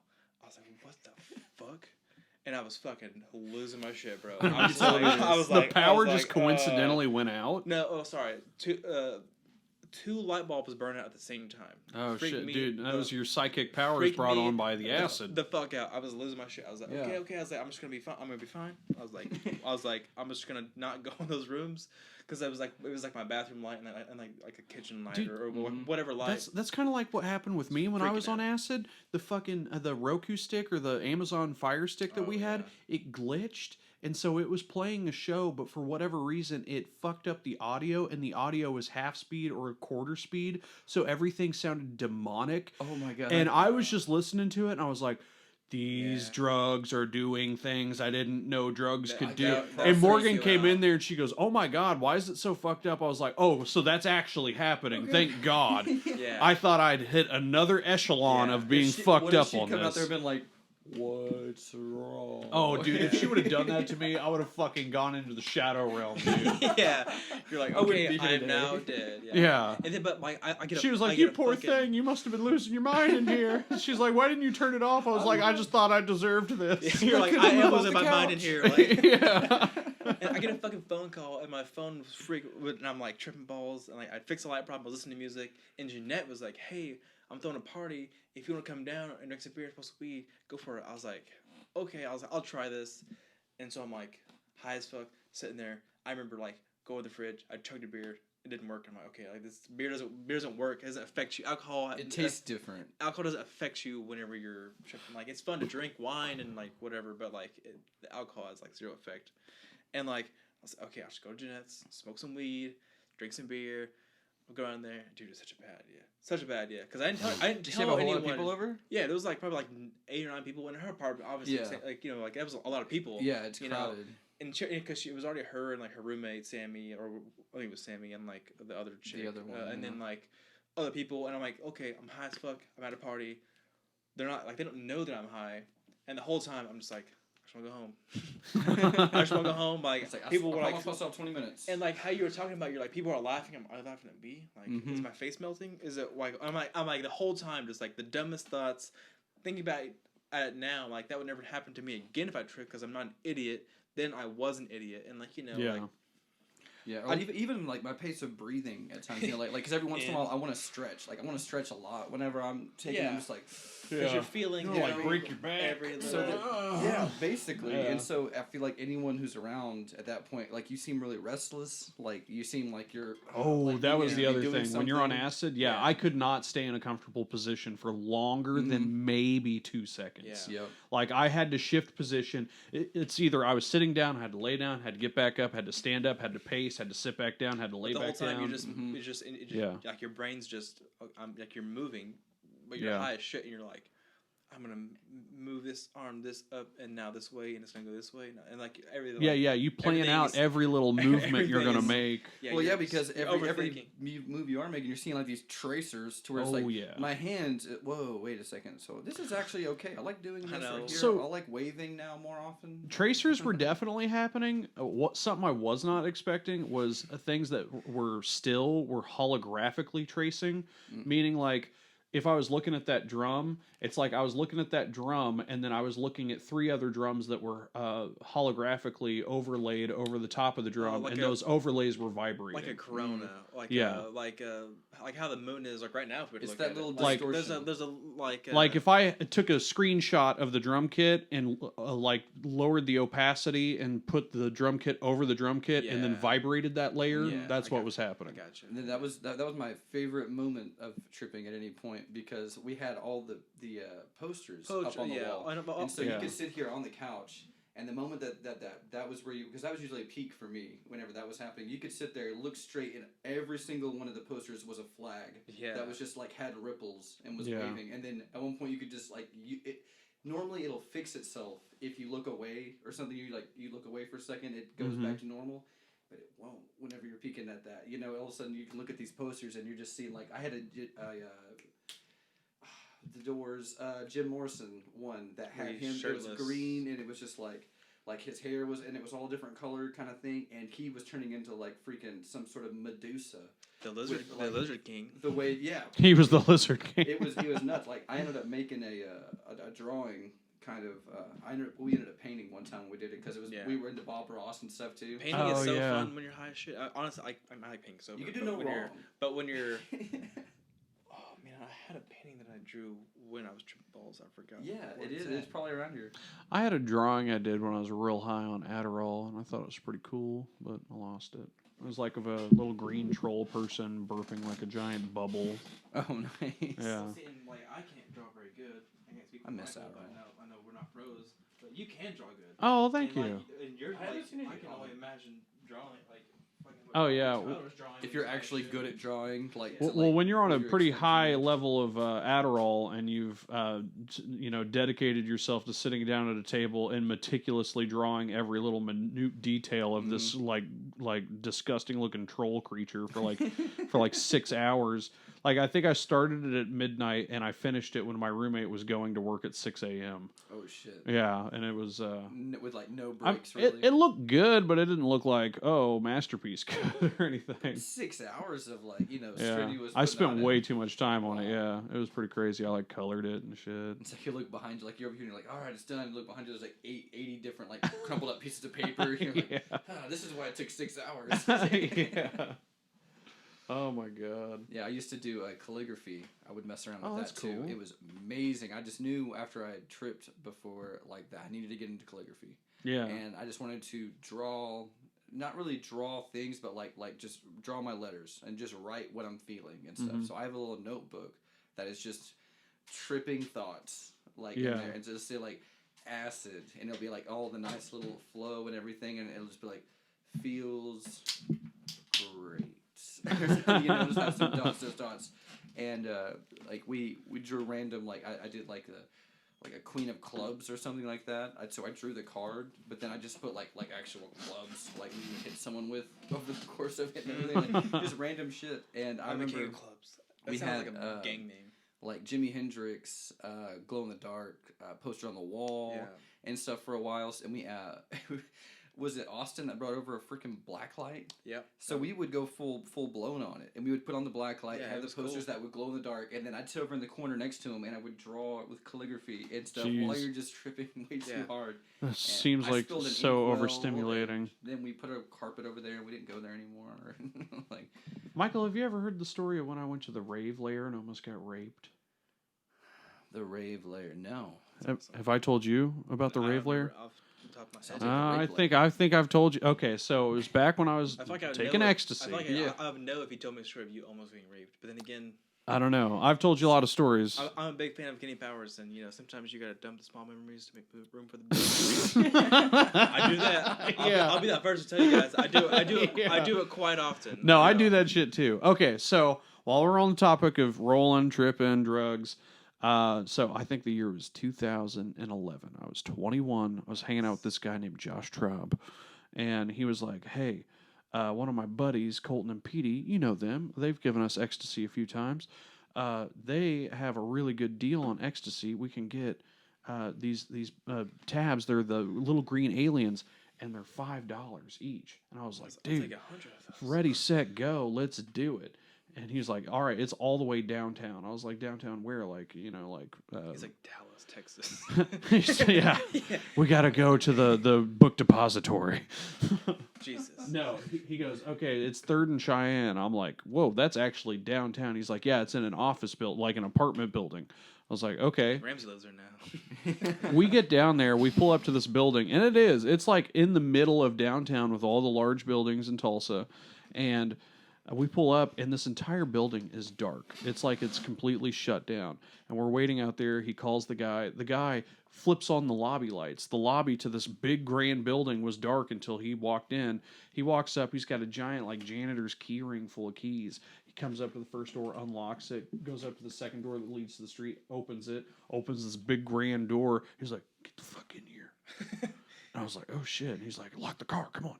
And so we scurry in there. He locks the door behind us. We get in that second glass door. He locks that door. We get to the elevator. He's got to put a key in the elevator to get the elevator to work. We get in the elevator. He's got to put a key in it again to make it like actually select the button. Holy shit. We go up there, and I was like, and like at this time, I've never met the guy. And you know me, I'm weird. I'm in an elevator with a person I've never met, and he's going to sell me drugs. I'm like, hey, I'm Tyler. And he goes, oh, you don't have to do that. I was like, okay. Thanks. And so we get up there, and it's like the top floor of this building. I want to say it's like, you know, maybe 15 stories tall. We get up there, and the entire top floor of this building is his house. Nice. And we go off to one section of it. Yeah, it's like one corner. One corner of the entire building is his room. Wow. And his room has a kitchen and like you know, other bathroom little too? yeah, Is it a bathroom? it's got a bathroom, it's got everything. It's a very large corner room. It's got all the windows, and he's got this thing raved out. There's black lights, there's strobe lights, he's got infinity tables that are like made of mirrors and in like two-way glass. There's and like dead lights. and so you look at it, it's like an infinity cube that goes off into all different directions. Like it's a raver's paradise. It's like some Wolf of Wall Street shit. He had every shape you could think of. No, I'm not even finished, guys. He had triangles, he had circles. He had a stripper there too. He had rhomboids. Of course he did. He had a stripper there. Oh my gosh. Like just a stripper on call. Both just it was there. his daughter. Both male and female. It's crazy. Yeah, both male and female, and you could draw on them with chalk. It was crazy. No, but so we get in there, and he goes, "So you guys want to buy some drugs?" And we're like, "Yeah, sure. That's why I'm here." I can take this voice box off. I was hoping you'd give me life advice. He goes, "Well, here you go, boys." It's Mickey Mouse. No, he proceeds to bring up this backpack, open it up, and show me the largest amount of ecstasy I've ever seen in my life. Even in movies, I've never seen this much ecstasy. Wow. It's like a gallon-size hefty bag full of these ecstasy pills. Like in fucking Bad Boys 2, whenever he's throwing that bag of pills, it's like a huge... Yeah, it's insane. Like, if I had to put a number on how many ecstasy pills were in this bag... I don't even know. Maybe 5,000, maybe 7,000, maybe 10,000. It was a gigantic, fucking, huge plastic hefty bag full of pills. He's like, yeah, about to head to Coachella. And he goes, all right, they're 15 a pill. I was like, oh, well, I don't have enough for that. He goes, what do you mean? I was like, well, he told me it was $5 a pill. He goes, all right, fine, I'll sell it to you for $5. I was like, wow, that negotiation. I'm a great salesman. That negotiation was almost too easy. It was like weirdly easy to negotiate that price down. He's like, I really usually do it for $1 a pill, you know, but I got this guy for $5 a pill. Yeah, and so I was like, well, I got $10, and he gave me 2, and he goes, you want another one? I was like, I'll just take these 2. Maybe later I'll take the other one. And so I take those 2. And, you know, my buddies take the other 2.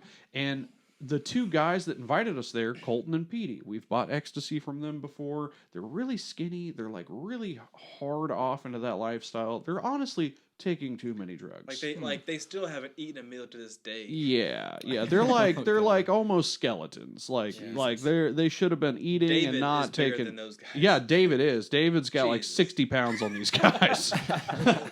And so those guys weigh 10 pounds. And so Colton and Petey, which are usually pretty jovial drug addicts, are kind of somber and quiet, and they're both busy glow sticking.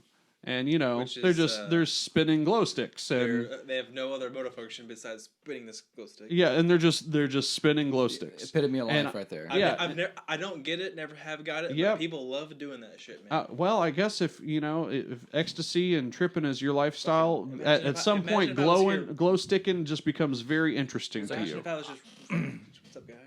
Yeah, I mean, I could see. I mean, like with with us having the posters, I was happy with just the posters moving. Yeah. But imagine if I had to do that every day, and all of a sudden those posters are going to get pretty fucking boring. Yeah, you're going to need a little stick to spin around. You need to do something. I need to get something glowy too. So I'm trying to strike up conversation with them. They are not having it. They're just glow sticking. I'm like, so hey, the vibes up, dude. Yeah, exactly. Not right here, right now. I was like, oh shit, what did I do? Get the fuck out of here right now. I was commentating the story. Sorry. And so the guy was like, "You guys want to smoke some weed?" And I was like, "Yeah, I'd love to smoke some weed." So he breaks out the weed. We're smoking his weed. Double high. We're smoking cigarettes at his apartment. We're drinking. We're having the great ecstasy. view of the city. And then he was like, he hits us with, he's like, "Hey, since you guys are on ecstasy, make sure you're hydrated. If you guys want some water, you're more than welcome to go into the kitchen and get water out of the fridge." We're like, okay. He's like, all you got to do is press the button and put your cup up to it, and it'll pour water out. And we're like, okay, we know how fridges work. Date rape. Let me get to that point. So finally, it gets to the point in the night where I'm like, okay, maybe I'll try some water. I get up, and the stripper grabs me by the arm, pulls me down, pulls me close to her face, and looks at me straight in the eyes and says, "Get the water from the sink. Do not get it from the fridge." It's GHB, man. Dude. I think you have heard this story. That's exactly what it was. But let me get to that point. Yeah. So at this point, I'm just GHB like, is a rave date rape. Yeah. Well, at this point, I'm just thinking, oh well, she's very protective over her fridge, and she doesn't want me fucking around and looking in her fridge. So I was like, yeah, definitely, I'll get it out of the sink. I'm not going to touch your fridge. That's fine. I was like, I'm a stranger in these lands. It's okay. I'll get water from the sink. I go into the kitchen. I'm getting water out of the sink. The guy's coming back from another room in the back of the hallway from the kitchen. He walks past me. He goes, "Oh, dude, you can get the water out of the fridge. It's good." I was like, "Oh, it's okay." At this point, my glass is already half full. I need was fluoride, and that doesn't have fluoride, and I just need fluoride. yeah. I was like, my teeth are pretty shitty. I'm trying to brighten them up, man. Told myself. But at this point, I was like, no, it's okay, man. I drink tap water. It's fine. He's like, "You can get it out of the fridge, though." I was like, "No, really, it's okay." And then at this point, he looks at the stripper and he stares fucking laser beams at her.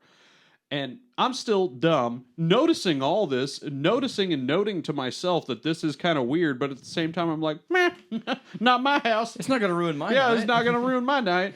And I don't work here as a stripper. Yeah, I don't work here. Yeah, evidently she fucked up. She's probably like not supposed to be on break right now. She can't even wear clothes now. It's not to strip. Yeah. Yeah, might I add, very lazy stripper. At no point did she ever strip. She was lounging like Jabba the Hutt, like a hot Jabba the Hutt the whole time. On.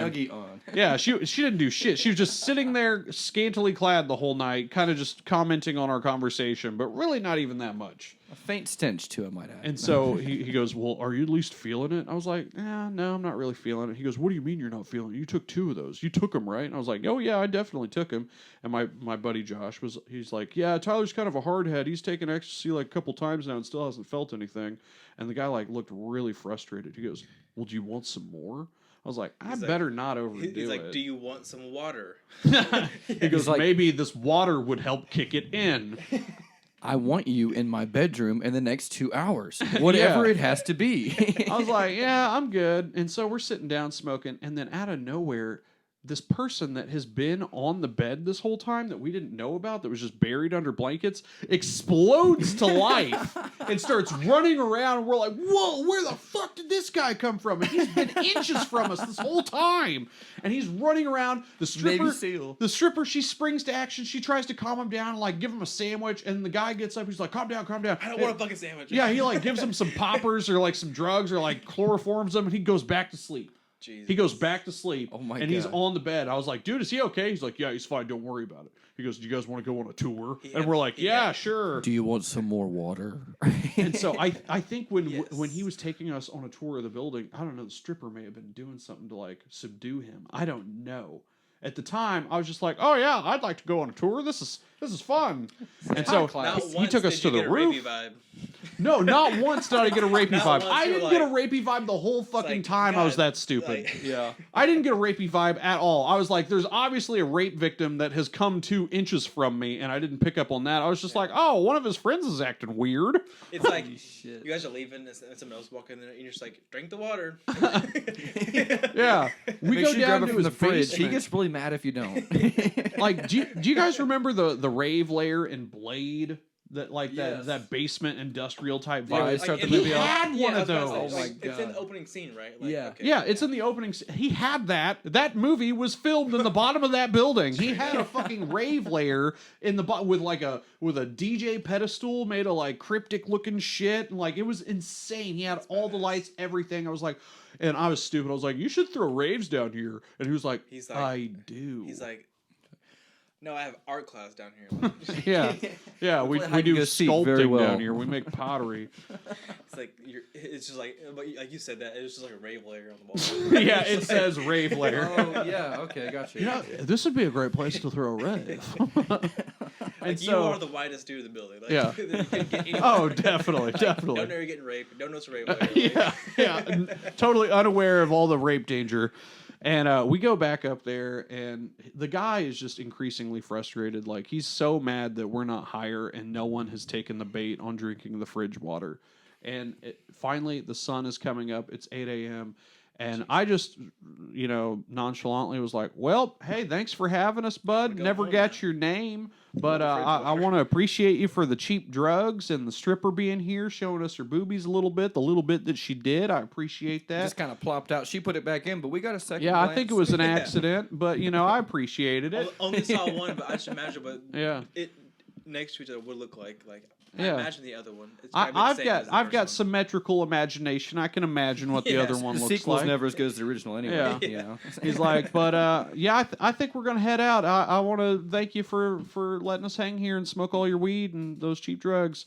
And he goes, all right. And then as soon as he said, all right, Colton and Petey, they like perked up and they were like looking around the room, bright eyed for the first time all night, and they'd stopped glow sticking. He's like, no, you see him. He's like. And Colton goes, so we're not raping him? No. And then Colton goes, do you think that we could get a ride with him? And he's not asking me for a ride. He's asking this guy if he can leave with me. Yeah. And at the time, I'm still like, why would that be a problem, Colton? Come on. Yeah, you can come with me. And I was like, yeah, I'll give you a ride. And then the guy looks at me, looks at him, looks at the stripper, looks down at the ground, kind of shakes his head in frustration and goes, yeah, sure, I guess. I was like, all right then. And he begrudgingly gets Everybody get in the non-rape car. And you guys want to go to IHOP? Yeah, I was like, yeah, do you guys want to come to IHOP? And Colton and Peter are like, And so we get into that elevator that didn't work unless we had the key that guy had. We go down. We get out of the elevator that wouldn't have opened unless that guy put the key in there. We get to the front lobby doors that wouldn't open unless he unlocked them. We get to the street doors that were still locked and wouldn't have opened without that key. Oh my God. We get out. We get to the car, and I'm like, hey, thanks. And the guy's already got those doors locked, and he's basically like giving us the finger, walking Getting ready away. to go beat a stripper. Yeah. And Colton is like, would you get the fuck in the car? And I was like, dude, Colton, calm down. I'm going to get you home. We had cheap drugs. There was a stripper. Like, I was like, yeah, you're being been there very for days. unappreciative to that very nice host that hosted that little get together for us. And he goes, listen, man, I've been trapped there since New Year's, dude. He raped us. I was like, what? Why are you just now telling me this? Yeah. He goes, do you fucking idiots not know how close you got to being raped? That water in the fridge was GHB. He was trying to fucking rape us. I was like, what? He goes, put the fucking key in the car and go. And so I got the fuck out of there. And the whole way home, I was just like, quietly, like maybe 10 minutes later, I was like, so, Colton, did you want to talk about what happened? And he goes, I don't want to talk about it. I just want to go home. I'm never drinking water out of the fridge again. Yeah, and we had a very silent ride all the way to Colton's house where he got dropped off. And then when I was taking my friend Josh home, I was like, dude, that's crazy. Evidently, we almost got raped. He goes, I know. And then it was like a week or two later, Josh was like, hey, do you want to go back downtown to that guy's got more ecstasy? I was like, I bet he does. Yeah. I was like, are you talking about the crazy raper guy? He goes, yeah, the crazy raper guy. Crazy, oh, you know him? Oh, yeah, I remember. Yeah, I was like, no, I'm not going to go back there. He's like, just guard your butthole. I'm like, no, you're fucking insane. I'll buy you an Uber. I'll give you $30. you come back when you can. Yeah. I'll see you, I guess, in a week or. Yeah, you're gonna get trapped there. Yeah, he's probably found more creative ways to drug you with the GHB. He's got like a whole romantic dinner set up, and he's just like, okay, smell this do what I can, right? Yeah. Yeah, I was like, hey, I got some vitamins for you. You might want to take these. Yeah. God dang it. Dude, how crazy would it be to not remember your night and to think that you got raped and you have no recollection of it though? You're just fucking imagine this conversation we could be having. Yeah. Could have been totally different. Yeah, it would be so different that we wouldn't be having it had it happened. Exactly. Yeah. You'd have a whole different life. But it's still though, it's crazy that being the victim of, or like the date rape, which apparently that drug, GHB, is actually a good drug. It's just one of the side effects is that you don't remember anything for the last 6 or 7 hours or whatever. Yeah. But well, it's quite funny because we were talking about amnesia yesterday, how it's kind of bullshit. But maybe drug induced, maybe not. But it's could you imagine though? You wake up tomorrow. I just have to commend your bravery for coming out with the story. Yeah, just to clear it up, I did not get raped. Oh, yeah. But you don't know that you didn't. No, I know because I remember everything. Yeah. But I came scantily clad to it happening. That's the closest I've ever known to coming to get raped. You were in a room with 3 other people that had been raped by the raper. Well, maybe the stripper probably definitely got raped, and she was being trapped there, much like a Jabba the Hutt slave situation. Yeah. Oh my God. Yeah, that's crazy, man. On the way. But Colton and Petey, they drank the wrong water. The stripper wasn't. Maybe the stripper was passed out whenever they were drinking the water. But thank God for that fucking stripper, dude. Words of, her carefully guarded words to me when he was out of the room. She was like, "Do not drink out of the fridge. Drink out of the sink." Hypothetical situation. What would you do if you accidentally got let's say you're we're hanging out and you're drinking your beer and it's haha, there's actually 3 hits of acid in there and you're like, fuck. Could you imagine being unknowingly put in that spot? I mean, it's easy. If I had something to do the next day, I would definitely be upset. Or if I had something to do that day, I would be 10 times more upset. But if we're so you're saying I shouldn't drink this beer? No, you can. Well, you brought already that drank the beer, and you brought it, so you drunk yourself. He's like, oh yeah, that's right. I did put shit in there. Fuck, I'm the only one drinking this. He's just sitting. You guys heard what Ari Shafir did to Bert Kreischer, right? Oh, he put Molly in his water. Yeah, he drugged him. He gave him fucking crazy. Molly. That's he had the guy's take on a plane heart and pills. everything. That's super. Well, I think it's illegal, even if it's your friend. You don't. Oh yeah. Well, and also if you're taking medications or have a weak heart already, or just heart failure, whatever. It's he's just lucky Bert didn't press charges. Yeah, because it's like a felony probably, for sure. Yeah, I believe Cosby went to prison for that. Once again, I have a joke, and I think it's the funniest joke of all time. Let's hear it. Bill Cosby is the greatest raper of all time.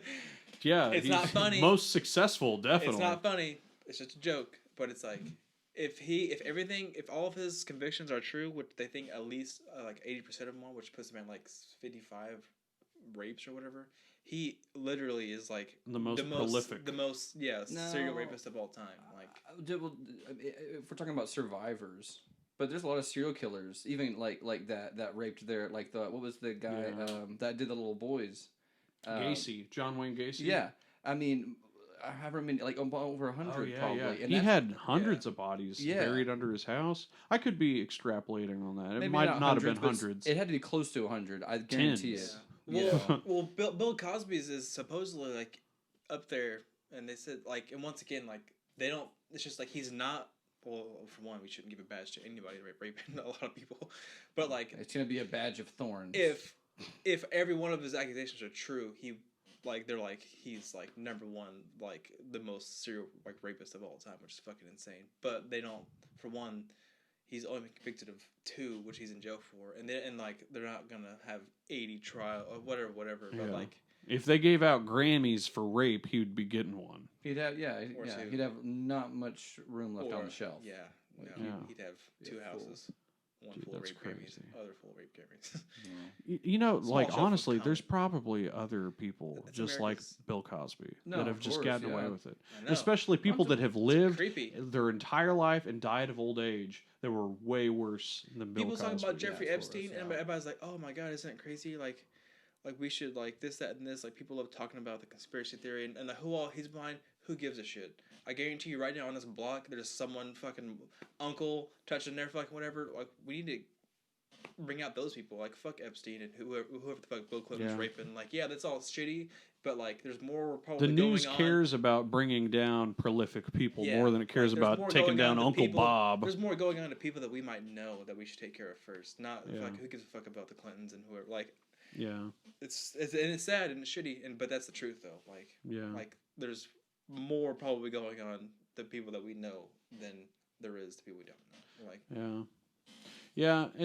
people have got it tough. Like victims of rape, they've got it tough because it's like a lot of people that have been raped by a family member or a family friend or something like that. Shitty. And it's like, and especially if a lot of time's gone by, they feel like their knowledge or their information that they have on this person is stale, and they feel like if they were to bring it up now, no one would believe them. It's just attention that you don't want. And it's it's a negative attention for you. And some people it's going to tear the family apart. Like what if that person that like raped you for 5 years out of your childhood, like what if they did pretty much turn around and like now they've got a family and a job, and it's like, but they still raped you a shit ton, and you want to tell people, but people are going to be resistant and hate you and be very resentful that you brought that down on this person. Well, and there's so many questions, that can go into kind of like how the Kavanaugh thing happened, where it was 40 years ago. But like you talk about how at first just you're embarrassed. Clear, he raped that Jew. Yeah, I think so too.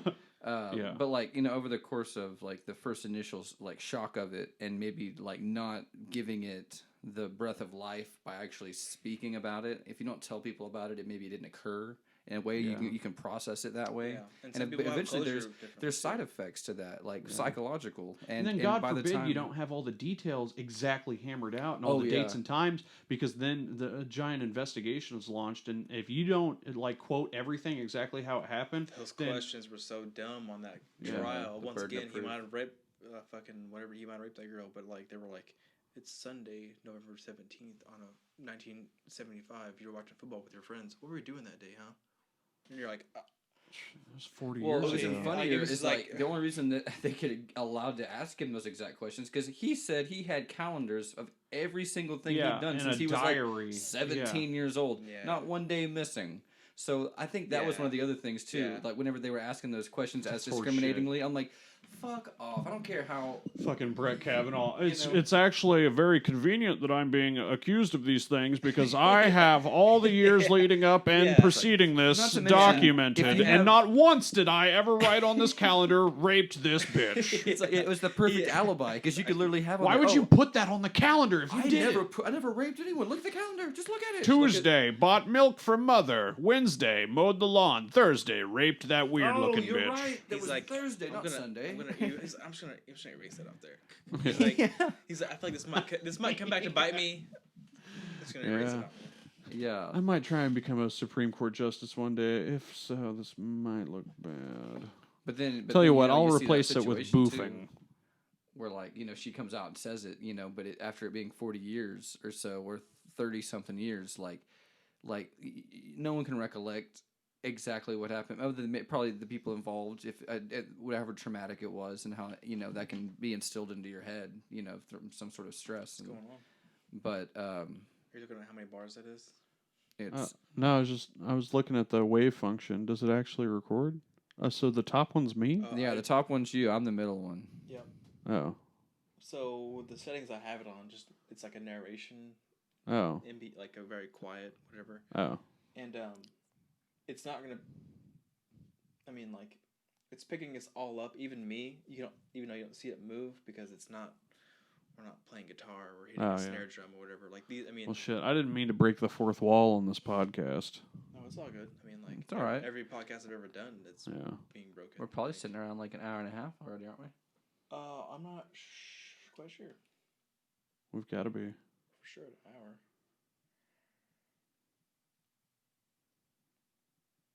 I mean, the future is a coming. Hey, aliens though? You guys want to talk about that for a second? Hey, I'm done to talk about. Well, that's also, I was gonna say too. Yeah, fuck all this rape talk. Yeah, dude, fuck Brett Kavanaugh. Fuck all rapists. Rapist is bad. Just to make our position on that. If you want to buy Molly, don't do it yourself. Don't do it downtown on 3rd and Cheyenne. Yeah, do not go to 3rd and Cheyenne. Please, thank you. Don't use refrigerated water. Yeah, get your water from the tap. Never trust refrigerator water. Listen to the stripper. She's a sage. Yes, strippers know She's the a way. fucking oracle. Yeah. She has She is. She's full of wisdom. Listen to your home stripper. I kind of want to pause this for a second just to hear my voice to see if Yeah, let's do it. Okay. I want to get a beer. Yeah. I'm gonna press record. Yeah. Okay, So like I was saying before, having sex with a tall chick for as long as I've done it has made it to the point where I'm conditioned to the point where I can only come on my tiptoes. Really? Yeah, no, it's a serious thing. Yeah. Well, at least you're getting those extra calf raises in. I do have really nice calves. It has to happen. Dude, they're good. Let's see. It actually runs in my family. We all be coming on our tiptoes in the McCance family. I thought it was just because her being so tall, but it was just hereditary gene. They call me old Tippy Top Tyler. Tippy Top Tyler. Maker of the Tippy Top Tea. Check it out. Grab yourself one. Did you know I have a t-shirt company? It's Tyler's Tight Hole Tippy Top Tees. Tight hole. Yeah. Is it because all your shirts have small holes? Yeah, exactly. Yeah. I don't like shirts with big, loose, raggedy holes. Oh, okay. So I don't know. It's something about a Stop big, loose, putting your raggedy giant hole. head through them. Well, I've got to. There's no other way. There's no other way. Every one of Tyler's shirts are like a button up, even your t-shirts. Yeah. No. Have you noticed that before? I do like tight hole tippy top tees. Why is that though?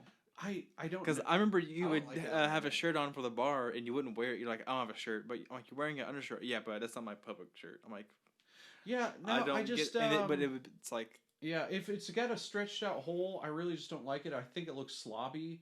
Yeah. And it just makes.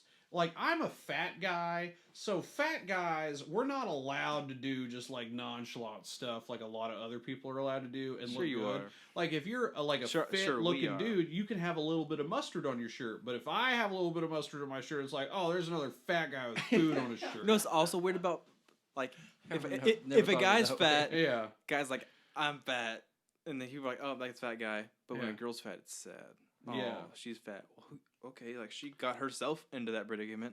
And also... Why can't I laugh at her the same as we all laugh at each other? I'm fat, you're fat. I mean, no, there's like, Yeah. I swear to God, 1% of the earth is... It's not fat. It's there's fat guys and big girls.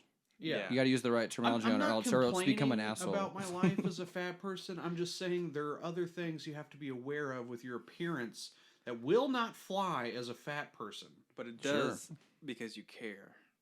Well, yeah, I care. If you don't give a fuck, then it doesn't matter. I'm just saying, if you've got a Well. big, loose, stretched out t-shirt hole, you look Yeah. like a slob. No, and see, I don't like him either. I mean, Yeah. like if it's meant to be tight, and for some reason, whenever I was taken off one time or something like that, it got stretched, Yeah. and then it's got that little slag. And you can see your chest It's kind of hair. weird right there. Yeah, Yeah, you not just okay. look like a slobby Italian guy that's But- about to like eat a matzo ball Yeah, or put it something a like little that. closer. I don't know. But if you have a shirt that's kind of meant to be somewhat looser on it, or something, they're like, okay, so if you have buttons like the one that I've got right here, that's got like, so are you gonna do the like a Oh top no, button? no. Or It's like this, just one this button? thing I have You're is not fooling just anybody with with that top t-shirts. button just on, with bud. t-shirts. So if I'm okay. wearing a polo, Yeah. I definitely want a tippy top tee because I Underneath it. want you to be able to see that crisp white shirt I'm poking layered. poking out from Poking out. I want you to see that crisp white shirt poking out from So the how do you feel polo. about this? Like I mean, that one looks No, pretty that's tight. a tippy top tee. That's Yeah. good. Yeah, you're doing it right. You're wearing. Let's see your mine's tee. mine's the polo. So Oh, if gotcha. we Oh, button but you're this wearing a one up polo without an undershirt. without undershirt. Gross. It's not. Sorry. Hey, it's not gross. No, I'm It's just. fine. You can do it. I can't do it. But why? Because skinny people are like, listen, they're just I'm bound not skinny, by and I wear a different my golf set polo of rules. with. Listen, yeah, but you're skinnier. Okay, I'm just saying, people that aren't fat can get away with doing these You're not things. fat, dude. I'm kind of fat. How much do you Look, think I weigh? I know how much you weigh because you told me yesterday. Yeah, I told you yesterday. But listen, It's pretty though, fat. No, look. That's pretty fast. Listen, I mean, I'm just saying, I have tits, and it's undeniable. Look, man, I could fill a B cup. But you're you're a big dude. Like you have big bones. You have a top you're just a big. If you were to take your shoulders are wide. If you were to take keep talking about how big I am. Yeah.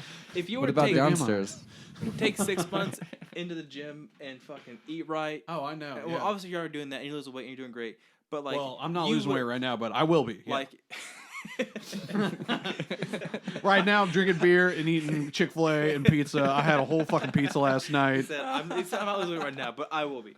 That's awesome. No, but what I'm saying is like, you have like, dude, with the right amount of effort, I know. You can be from the big fat guy you say you are, which you're not. Yeah. But like, do you use the fucking cart at Walmart to go around? Do I use the cart to put my groceries in? No. Do you use the cart because you're too fat to waddle around? Do you? You mean the powered cart, Yeah, like the yeah, sit sorry, on it? sorry. I was like the shopping cart. Like, sorry. Yes, I do. Does that make me fat because I have enough food in my to fill a cart? No. So you're trying to tell me you eat a whole cart full of food? That's interesting. That's where we want to start. I meant the fucking scooter. Do you use the scooter to get around? No, I have only used it one time for fun. Then you're not fat. Fat people will get to the point like I'm talking like 400 pounds, 350, 400. Like I think that the rule you're applying is definitely for bigger people. I'm just saying. But I think you're definitely on the smaller level. Of maybe not me. Maybe I have body dysmorphia when I look at myself. But I'm just saying. Imagine. Okay, if you will, Ryan Reynolds. In a polo shirt. He's like 170 pounds. Just I'm check it out. 5 inches taller than me. No. I'm trying to build a comparison in your mind for you. So here are two people. Sure. Imagine Ryan Reynolds. Shirt on or off? Shirt on, no undershirt though. He's wearing a polo, and it's unbuttoned so you can see his chest. Yeah. That looks okay. Now, imagine James Gandolfini. Wearing the same polo shirt with no undershirt. I have no idea. Kind of just looks like a fat slobby dude. I mean, like his fucking fat chest hair poking out. I think the dysmorphia is real. You don't know who James Gandolfini is? Well, I didn't say that. I think I'm disagreeing. Okay, with you John Goodman entirely. Posture is another part of it. Posture's a big part of it. Because whenever you initially put fat person or something like in your mindset, you think of someone that might be not even standing up straight. You kind of put this slob aspect to it and everything. If Gandolfini had a polo on, he's sitting at a table and he's over here like looking at some guy. He's almost more intimidating. You know what I mean? Yeah, the chest hair scares you. It scares you a little bit. It's like, that's a man right there. Yeah, you know what I mean? Like it's not so much slob. I like how he went from being a fat slob to he's a man now. Like yeah. Well, no, that's true. You can be. There's different types of fat guy. There's the powerful fat guy. Then there's the gross fat guy. Then there's the call the hospital fat guy. There's the one that the guy that let himself go, but then the other guy that can't go to the gym because he's handling every other fucking thing right now, and he's like, look. I don't need to get fucking skinny. I'm gonna eat my goddamn sausage and I'm gonna pay the goddamn bills. And you better not even ask me a goddamn question about it or something. You better hope to God I have the calories today to deal with the bullshit that's waiting for me when I get to fucking work. You better hope I have enough energy up here to fix your fucking life. You better hope. You better fucking hope I've got a double Mac fucking cheeseburger waiting for me. So help me God. It's like your wife's your mother's a fucking drunk, and so I have to order McDonald's every fucking time on the way home at 8 o'clock at night. Dude, that's dead, man. Yeah. But no crinkle cut, Christine. Crinkle cut. I told you I wanted McDonald's fries. No, but you're not fat, dude. You're just you're bigger, chunky. I'm the same thing. I was a lot bigger. It's no, guys. I know. I don't care. I know that I'm not that fat because I look at myself. Buying a whole pack of extra shirts just to put under another fucking shirt because it's useless. All right. I'm just saying it's a thing I've had all my life. I feel since I've known you, slobby. He wouldn't go to the bar. He would be like, "I can't go to the bar. I have a shirt." And we're like, "What are you talking about? You're wearing 2 shirts? No, 2 shirts because he'd have his work shirt on and then a white T-shirt." Yeah, they would be like, "Just wear the white undershirt." I'm like, "This white undershirt is gross." He's like, "I'm not going to wear this as my primary shirt." If I meet someone new this today, they're going to think of it. Skin, it's like yeah, it's just.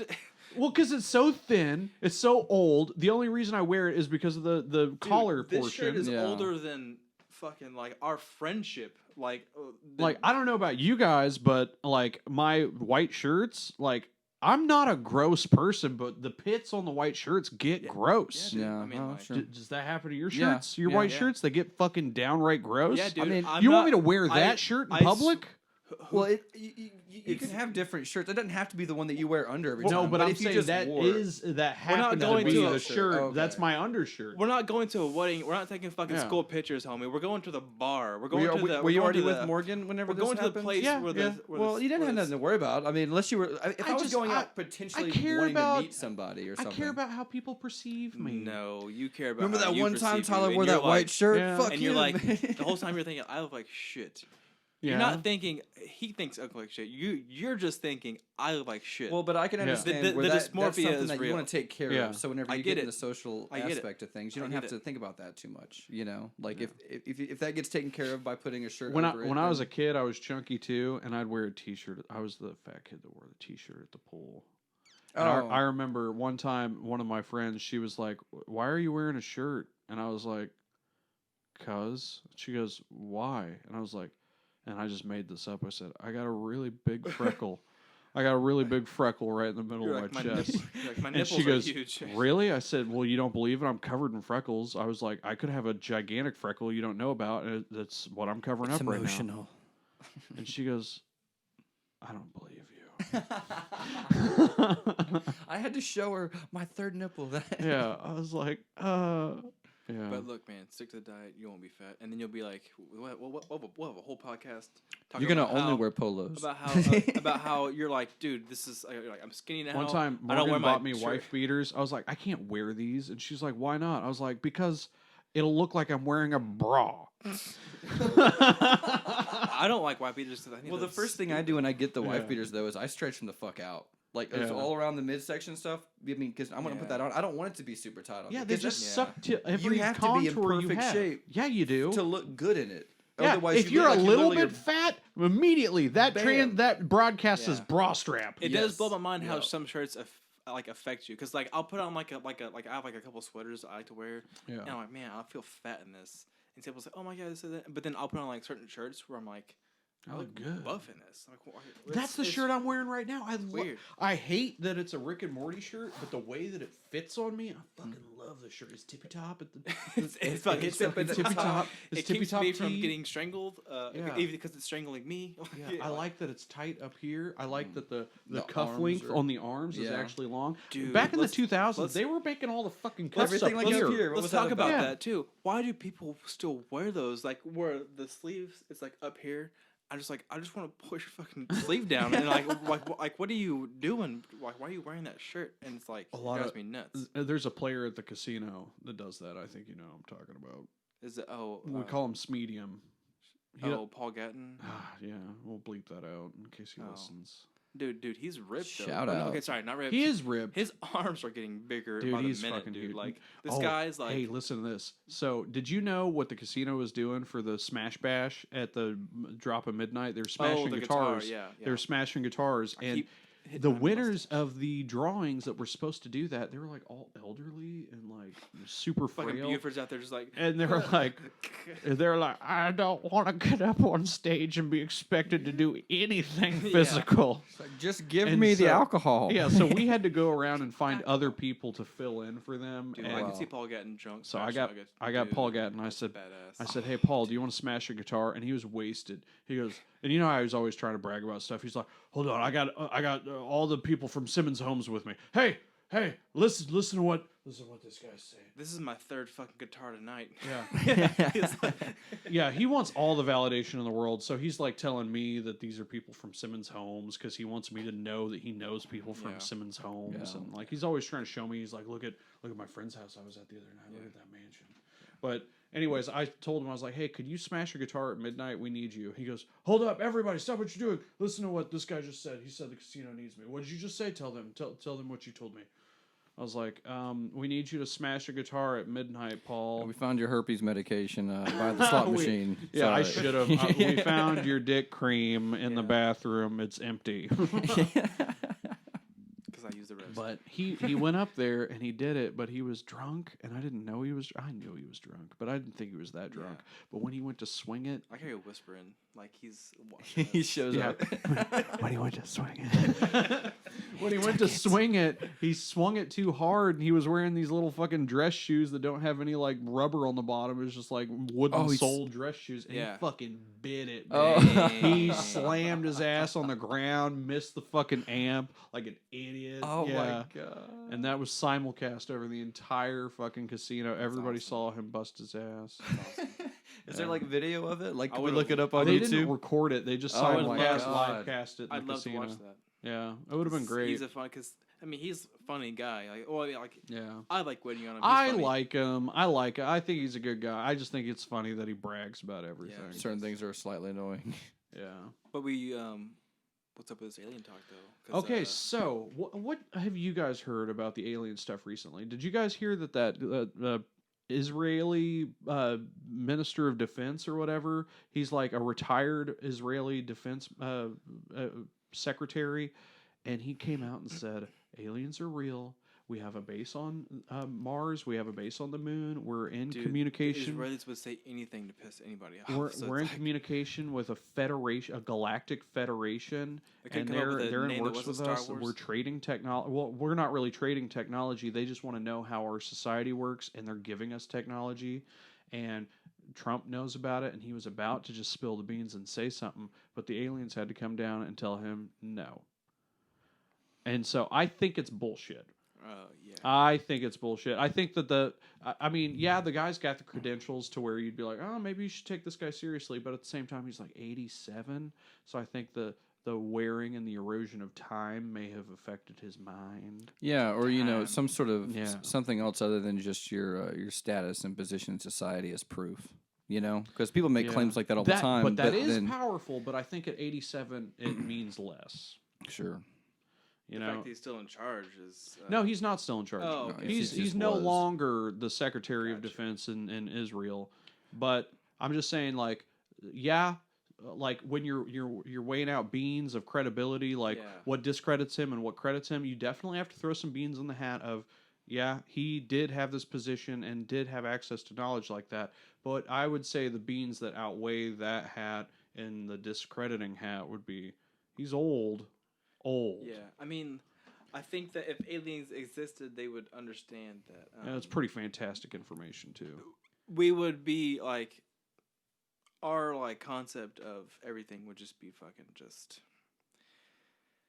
I don't think it'd fuck everyone's minds up that bad. I think it would. I don't think it would fuck it horribly, but it would just depend on what what information we actually had on it. Because if you actually had a picture of them or something, there really was. Oh, here's a fucking meeting with Trump and them. It's just. I think that the only way that it would really fuck up psyche is of the deeply religious person, because their religious convictions and the things that they believe would immediately be turned up on its head. Well, we could think they would have to immediately be turned on its head. A lot of the things that we already think turn those things over on people they don't even believe any of it. They just believe what they want. So they would find some way, I think, to add that into it and say the Bible is God's word for Earth, and that there's a God's word for that planet out there too, and God is creator of all things, and so they have their own Bible or something. They'd find some way to do it. Well, other than that, I think that they would probably just discredit it completely, because you bring up a good point. People, if they don't want to believe something, they won't believe it, because there's a gigantic society of people that think the world is flat. Indeed. Yeah.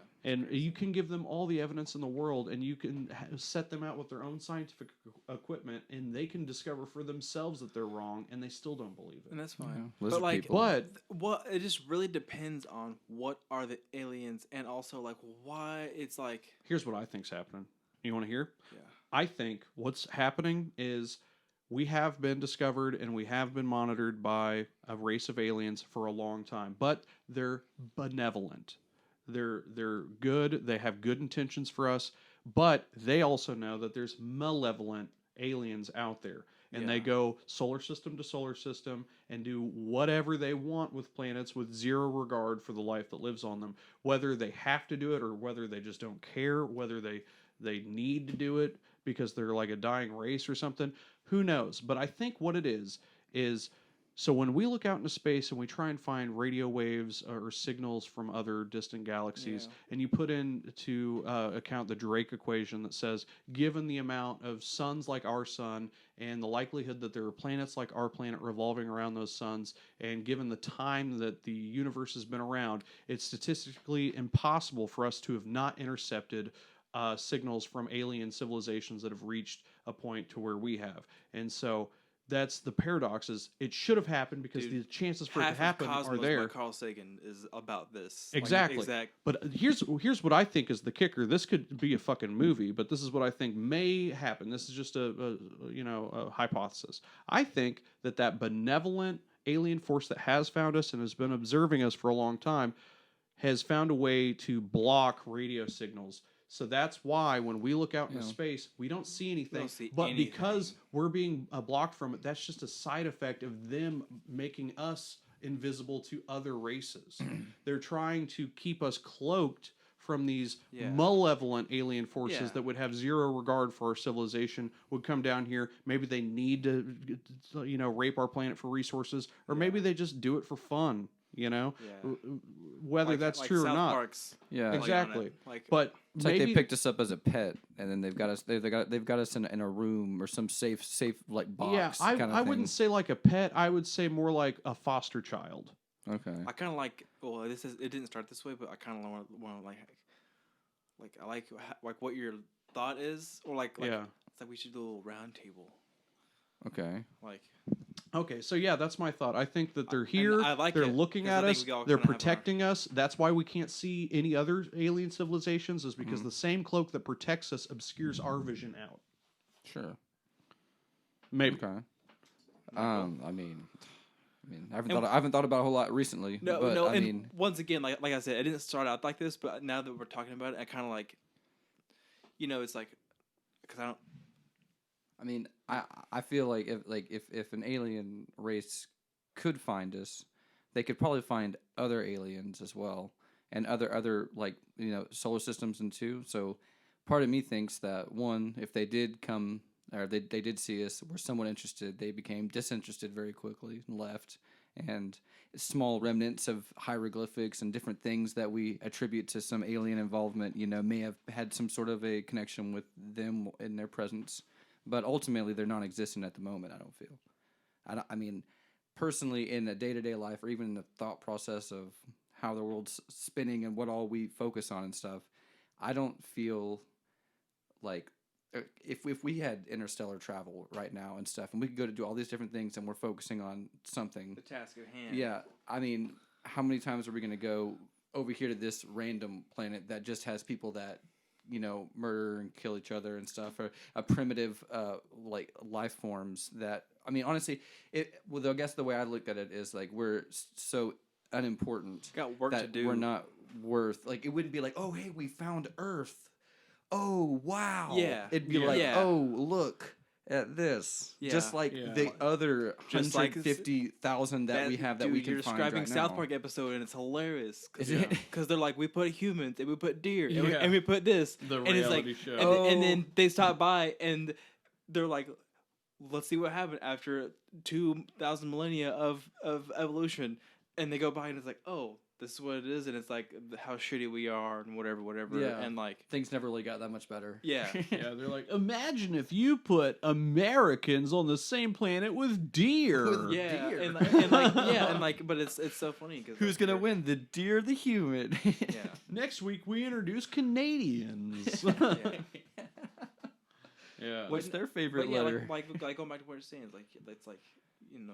But what there's work to do. What if planets like ours are more rare than what we think?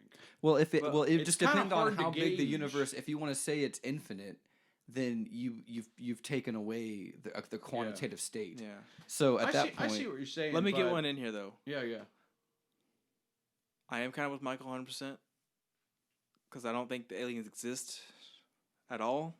At all. At least the Roswell fucking people or flashes in the sky, and I don't think any of that's I think if. But do you think aliens are real intelligent at all? Life forms? Is that what you mean? Any other life on any other planet? Not in our universe, no. You don't think I'm a firm believer. Like, if you like, let's say science is real, right? And let's say that their map of our universe is the tunnel that it is, and it's ever expanding, and like, maybe like, I believe that there probably is some life forms that's gonna be in there, but do I think they're advanced enough? Like, I think that we're imagine, okay, so I've pictured what the universe is, right? Like, it's at the funnel, it goes in, it's ever expanding.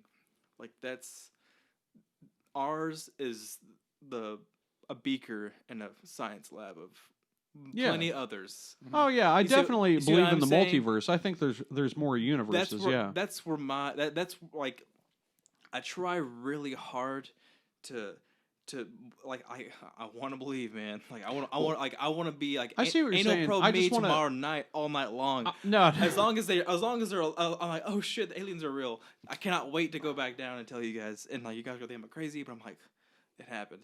I want that to happen so bad. But like, once again, it's like where I'm at. Like it's like, I think. What about plant life? Do you think there's plant life on any other planets? No, listen. Like, I think it in our like.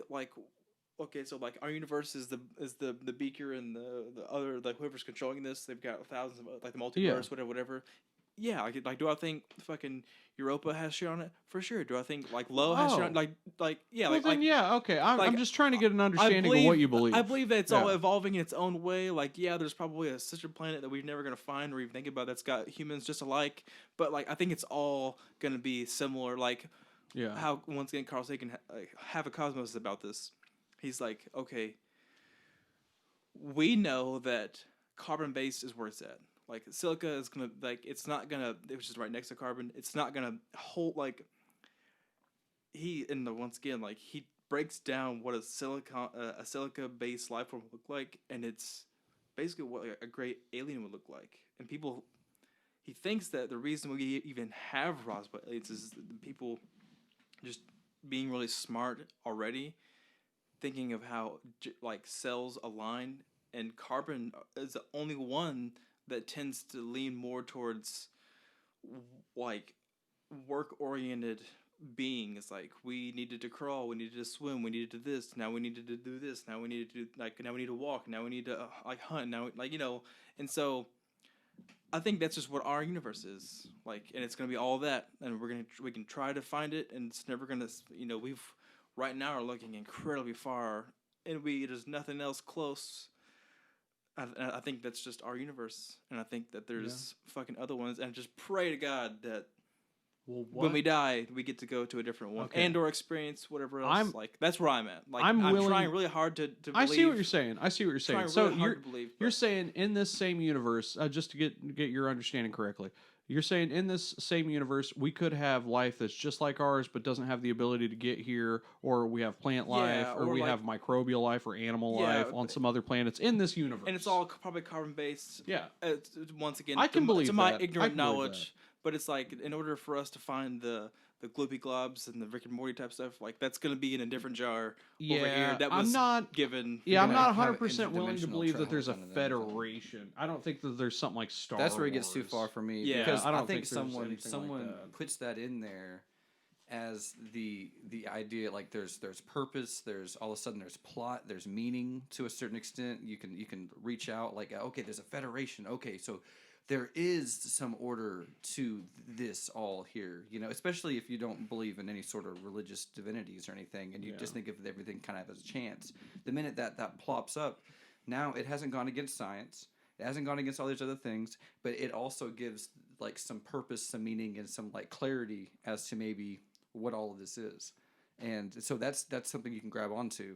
But I don't personally believe at all that that's there at all. It'd be nice, I guess, kind of, right, to say, oh, hey, there is a whole thing going. I mean, in 200 years, everyone's going to be really into this. Like, I'm not going to make it anywhere. I'm not easily I'm not easily convinced, and just like it's just like I do easy think to grab that onto something, and like that's it. There's no, and like, once again, but guys, I don't think it's like super outlandish to think that there's an alien civilization out there that has been as curious as we are with space. Yeah. And maybe they've been around once again 2,000 years longer than us. I'm also like, I'm not against it either. I'm just thinking, like, it's all like that's just in our beaker on the jar. Like once again, to get to your until there's sort of evidence, to get to your gloopy globs, and like once again in the other like the Jabba the Hutt looking or whatever alien, like that's gonna be in the different beaker that we're never who knows what like. They look once like. Again, Carl Sagan puts it like, and I'm just a huge fan of Carl Sagan, and like I just once again he's my god, but like he puts it as if though like here's our Big Bang and we expanded in this and it eventually, which it's called something theory, it closes, and that's when the other one started to create the silicon-based life form, and then maybe when that one ended, and now there's a gold-based life form or a different periodic table of elements entirely. Like skepticism for me to the core, because like it's just like there's usually, if you get down to it, whatever question you may have about anything, there's here on Earth or here in our neighborhood in this room, whatever, like we're gonna find an answer for it for the most part. But like, for sure. So the thing that makes me think that in our own universe, and maybe hopefully in my lifetime, we're able to communicate with an alien civilization is there really anything you can think of that there's only one of? Is there really? You mean just like I'm not talking about unique people, like there's only one Elvis Presley. Yeah. I'm just saying like there's not just one person. There's not just one type of disease. There's not just one of anything. There's not one solar system. There's not one. There's not just one planet. There's not just one star. So I don't think one of these universes. I don't think it's completely impossible to believe that there's just. How can you possibly believe that there's just one planet that life happened on? Yeah. I'm not saying life has to happen exactly like it happened here. Maybe it happens, based off of a different part of the periodic table, like you were saying, silicon or argon gas or one of these other gases. Maybe they breathe a completely different atmosphere. So on a planet that we may think is completely hostile, that we wouldn't be able to survive on, maybe life has found a way to adapt and evolve differently on the planet. I believe in that 100%. Sure. And I think that science gives us a chance to look at what the probability at least some building blocks. To put and this is just the very beginning stages, I think, until hopefully in our lifetime, but I think it'll be like 2200 so cool. or something, that I was talking, when we're going to Jupiter or something, and trying to look over there, and all of a sudden I was talking to someone the other day. Find a monolith on like Europa. It's like that one movie literally just came out or whatnot. It's called like Midnight Sky with George Clooney. Oh yeah, and they send those people out to go look at all these so different, cool. and they find a moon that's going around Jupiter. Like, sure, you can't go live on Jupiter, but Jupiter has a fuck ton of moons, and you could go live on one of those maybe. Yeah. And so then they send people out there to go check that out. Oh, hey, we found out that this is set to host us as life. And it does have its own sort of things there too, and some water and stuff, but it could host us as life. And at that point, did it not kind of, in a way, bring alien life? You know what I mean? In a weird way. Because if you're going to go live over there now, I don't know. The plant life on that planet, that counts. That's alien life. Yeah. I would be so ecstatically happy if they just found microbes on the moon or microbes on Mars. Yeah. They found water. Or a plant on some other moon of Jupiter or something. And like once again, like if we're getting close in our own solar system enough to be like it's dumb to once again, like I'm not disagreeing with oh no, it's not an argument. It's just fun to talk about. I think it's all real. Yeah. I think that it's just I just don't think it's the like you said, the Federation and the I don't think that there's a Federation. Yeah, I guarantee you there's a plant growing somewhere fucking yonder way in the universe that's that is a plant that has no it's grown because its atmosphere was this, and No Man's Sky is a great example. It's super cool because they're very creative with how they Do you have that? I do not, but I've watched Ramsey play, and I've watched some gameplay of, and you've showed me some stuff too. That game is kind of a good example of what we're talking about. It's there's just fucking so many different options. It's who's to even with that being a game, and with their let's say there's 40 different algorithms to make whatever they probably more than that, but there's even with that small number alone, they came up with that many different scenarios, and each one is kind of unique to itself. Yeah, there's some similarities which we've already know. There's some we know that. Also, there's a lot of frozen shit and a lot of hot shit. That's that's about there's it. a lot of toxic shit too. It's volatile to the core. Yeah. Actually, I wouldn't say to the core. It's all volatile. We just got fucking lucky somehow. Like, it's crazy. Yeah. It's crazy to think about. Well, and then that's crazy. The other thing is it's nice to us, but to another life form, having air on the planet may be like insanely volatile. Yeah. You know, it's like we catch fire when we come into contact with this much CO2 or oxygen. Once again, Cosmos, man. There's a whole chapter dedicated to what a life with there's a planet or a moon that has basically the air is warm enough to rain, but by the time it gets to the by the time it gets to the ground, it is done frozen because it's so cold, and then it gets, but its core is so hot when it hits the ground, it melts again, right? Oh, weird. And then it gets like to where it's like evaporates, whatever. But he explains how life might evolve. It's like, once again, it's like probably like 60 pages dedicated to like, okay, so it knows it needs to reproduce before it hits the second layer, right? And if it hits that, it needs to. Venus. It needs to fan out to be bigger. So he talks about how, basically, like, what would a life form evolve in a place like that? Well, he's like, there's a good chance it won't live, but let's just say it did evolve. Yeah. He's like, it would look like stingrays floating around everywhere because they would have to be. They'd have to exist in the upper atmosphere. They'd have to float. They'd have to be this. They'd have to eat certain things to, like, you know, whatever. Like let's say it ate, you know, CO2 or like whatever's in the air. Like, and that's how it would eat. That's how it would. We like based off of our thinking of evolution of how things work. Which once again we know that we got to work to get to the next step. We got to swim. We got to crawl. We got to, you know, stand up. How do you think it started here? I mean, do you think it was like some water from was a it meteorite or something, or was it something that literally just naturally developed here? They say that our planet was bombarded over the course of hundreds of thousands of years with icy comets, and that's how we got our deposit. Then that 100% makes me believe that there's other life out there, because we just by chance did it, and it just happened to be a situation for it. So all you're telling me is that there needs to be some frozen water that hits a planet that has the capability of holding life, and then it's like, boom, like Goldilocks zone. You know, however many hundreds of millions of years of another fun one that I think you even get dinosaurs, so we can go check out dinosaurs somewhere, and they're like, what if we're all just out of reach, man? Like, I think about that all the time. That's the biggest thing. We're just out of reach. We're all probably fucking far out of reach. But our time dilation is so fucked up that, once again, the civilization let's say the civilization did send the fucking radio wave, and with time dilation and how we're stretched out. By the time we got it, they are extinct. Yeah. And they're just out hearing Hitler do his speech, because they talk about all the time how the first radio wave to ever be aired was some of Hitler's speeches. Yeah, because it was like one of the most powerful signals that we ever made as a human race. Not we. Yeah. But like, so it's like, think about that all the time. Here's another thing to think about is, we've kind of went back and forth on AI and if robotics and computers are ever going to get to the point that they're going to be sentient. Me personally, I believe yes. Sure. I think that that's highly probable. That definitely by the time we're like 80 years old, we're going to have some form of AI that seems to pass the Turing test. Yeah.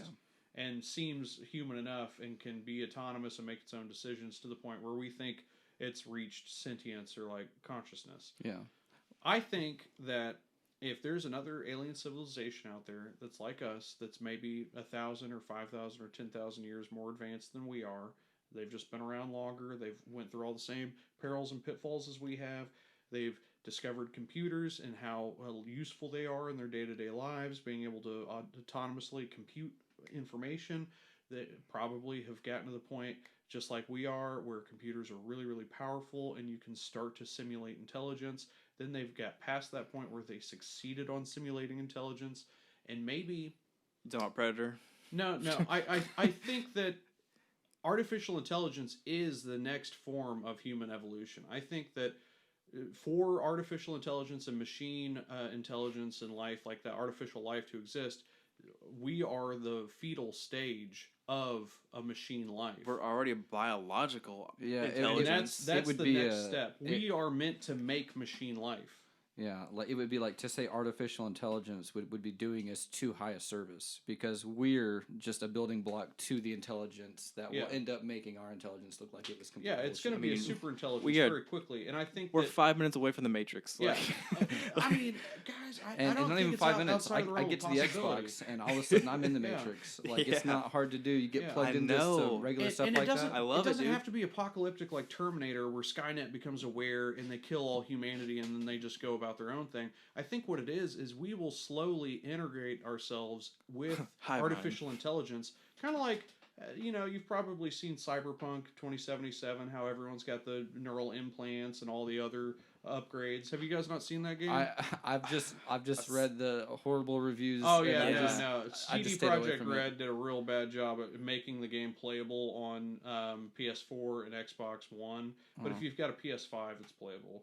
Okay. And if you've got a PC, it's playable. But it's still buggy. They got some work to do, but they'll figure it out. They promised by like February they'll have it figured out. Yeah, I'm just talking about the artistic concept of the game. Okay. I'm not talking about how the game actually works. But in that game, it's the year 2077, and basically everybody has been upgraded with neural implants, other sorts of like robotic, shit to improve themselves, and robotic enhancements and stuff. So people have got robotic arms that make them, 10 times stronger, robotic legs that make them jump, to a second-story building or whatever. Gotcha. They've got neural implants that give them like AR view overlay of everything that they're looking at. And as soon as they look at someone, they can see what their entire bio is, if they're a felon, how tall they are, what their weight is. No privacy. Yeah, exactly. No privacy. All your personal information is immediately displayed like an information bar next to you when I look at you. Mm-hmm. And everything's done with the internet. And do you think people would do less bad things if they knew that it was going to be always shown no matter what? Or do you think that privacy allows people to try to traverse certain bad things? Good and evil will always be on a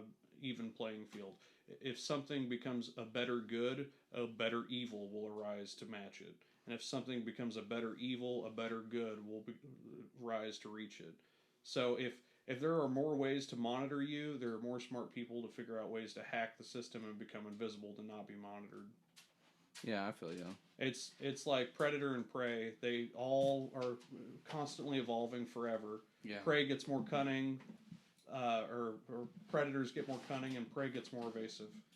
Well, yeah, and I mean, it's tough for me, I guess. I get kind of weird with morality a bit, because it's hard for me to prove any like morality in general. I guess good and bad. It's tough when I get down to the nitty gritty on it to even say it really exists. Yeah. It's more just like a perspective. Because we still have primeval fucking innateness. Well, that's really? like, well, sure, but that's not evil. Yeah. Like really that's just what is. I meant primeval as in like it's an old thought process. We're really honestly incapable. Not prime of doing evil. I meant primeval as in like it's you cannot make a single selfless decision. Every decision you make, whether you realize it or not, has some sort of reward for you. Yeah. Whether if you do a good deed, it's because you want to be good because this, that, and the other happens. If you feel person. Right doing that, and so because you feel right doing it, yeah, sure, yeah. Hunter gatherer, man. Like it's just like okay, like I did this, and now I'm not hungry anymore. But what I was thinking was like people will get integrated so much with AI and with all these machine technologies and computer chips and all that shit that we're going to form a symbiosis with artificial intelligence to the point where you can't tell the difference between organic and synthetic life. And then eventually it'll get to the point where pretty much all the organic part of our life has dissolved away and we're almost completely artificial.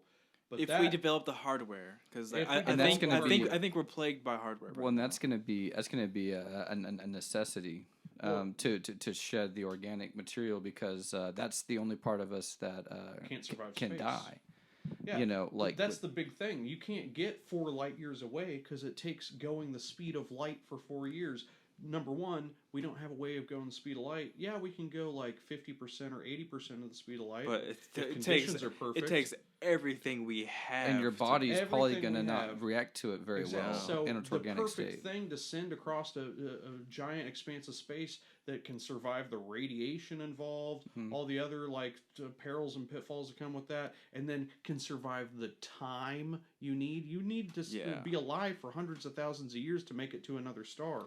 You know what's creepy about that? Well, what if they just sent like robots that you could just literally like VR Oculus that shit? Because the connection speed would be 4 years late. If you had a robot that was 4 light years away from you on a beautiful planet that you could like look at, since it's 4 light years away, the fastest radio signals could possibly go from them to you is 4 years. So that's an 8-year round trip. It takes 3 hours for them to do something to the Mars rover right now. It's crazy. Like, they have to plug in things and then they wait. Hopefully but like ultimately, that's probably going to be how we explore stuff first. But we have to until we can figure out intelligence and autonomy. That robot needs to be able to make its own decisions and come up with all of its own research and send it back to us. Yeah, and then we could do every 4 years we would get some sort of feedback back or something, and it would have like a process of already steps initialized. You'd say step 1 through 10. Each step takes 4 years. And whenever it gets done with it, it sends it back, and we're getting stuff in constantly or something. Yeah. And then you could send back some stuff. And it doesn't matter the time on it, other than it's just our consistency and our persistence, because the only thing that's going to be hard is being someone that's here, having to deal with time and how it degrades you and your body deteriorates. Whenever that robot's over there, it's not going to fucking think about time. It's not going to matter 4 years here and there. Like, you know what's creepy? I was watching Star Talk. You ever do Star Talk with Neil deGrasse Tyson? Tyson? Neil deGrasse. Well, he answers like Twitter questions or whatever. And one of them was like, with the stuff we have right now, what would it take for us to get to our nearest star, like Alpha Centauri? It's like 4 light years away or however. Yeah. And he's like, okay, so he's like, given the problems that happen, or signs the problems that would happen, like what would it take like right now to get a list, go and do it? He's like, well, you would take like a generation of incredibly fertile people. He's like about 4 and 4, 4 males, 4 females, and they had reproduced before they left to be pregnant, to then have, and then he's like by the time he's like I think he said like, I could be getting it totally wrong, but I'm pretty sure it'd be after 60 generations. That's 60 generations. 60 generations of thousands of years of people fucking their kids and getting. He's like, given they have enough equipment, enough food, because they need sustainability, and once again, like he's. Well, but you could also develop something to counteract something that incest might create. But he's saying today, right now. No. Today, right now, we don't have anything. Once again, like the question was like specifically said, like minus all the problems that like the obvious problems, like or like whatever. He's like, what would it take? He's like, what would it take? Like you just give us an example, and he's like, 60 generations of people having sex with their kids in order to keep the people alive on the board, to be well trained to this, that, and this.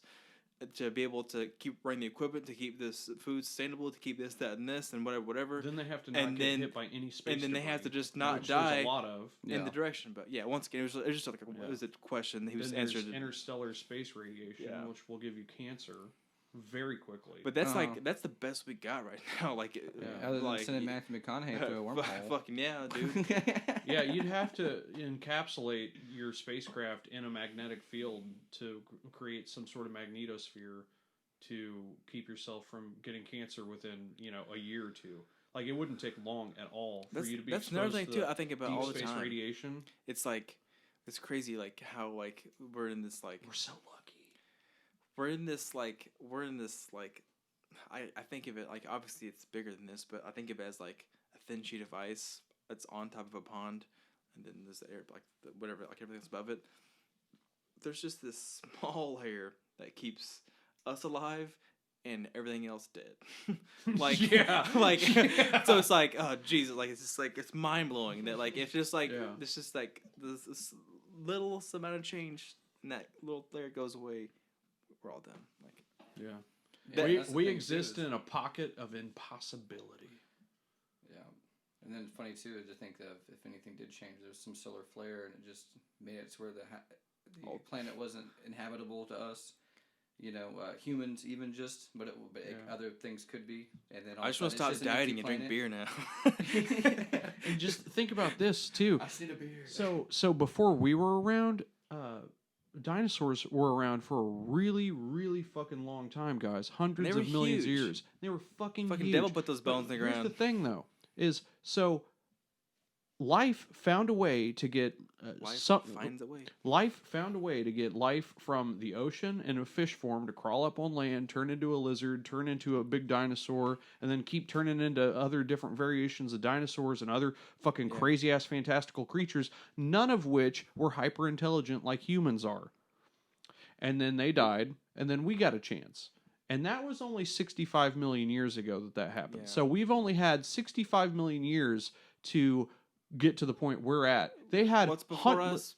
Neanderthals or Homo epithecus? Well, yeah, we had Epithecus is a close one, right? Australopithecus. I think Neanderthals is what we're all under. And then there's like a Homo, like a Homo sapien. I think there's like a there's like 3 or 4 homos that's like under Neanderthals. And it is. That's the truth. It's a good picture. Yeah. There's like 3 or 4 homos under us. Yeah. No. If you're on 3rd and Cheyenne, there will be. Wink, wink. We're so lucky. Yeah.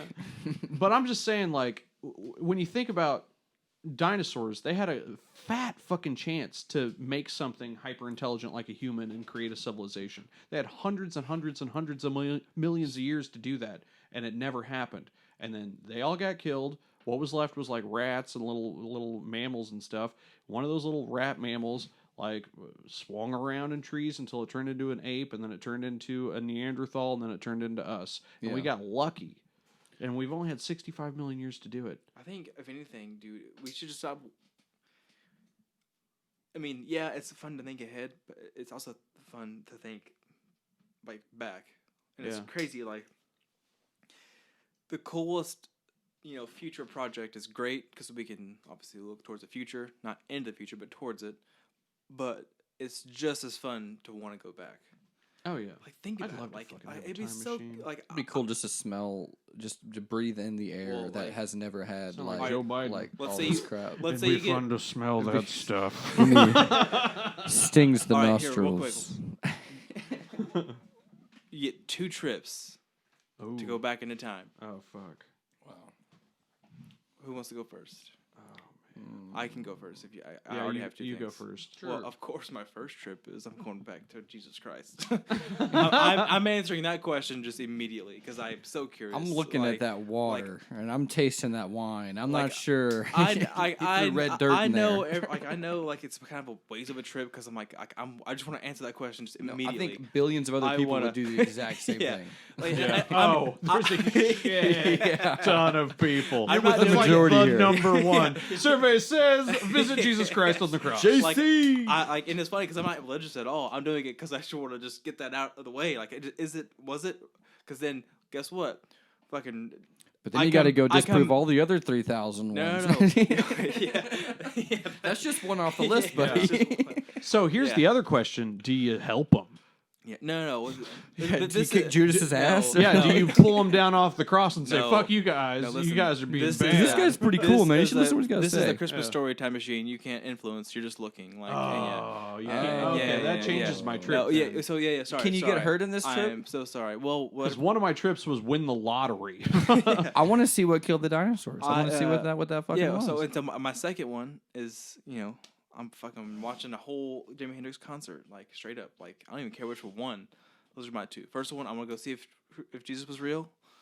Answers a lot of questions. Second one is I'm gonna go watch fucking 1969 Band of Gypsies. I'm watching that whole concert, both shows, just like him shredding it up. Was it whenever he was in Sweden, or was that live performance? Whenever it's black and white. That's Stockholm. Yeah. Stockholm. Okay. That's also a badass concert, but mine's gonna be the recording of the Band of Gypsies. Fucking right there. That album. Yeah. I mean, now that you've told me I can't influence the timeline, and that's my bad. Like, and if you want to, and I can travel anywhere in time.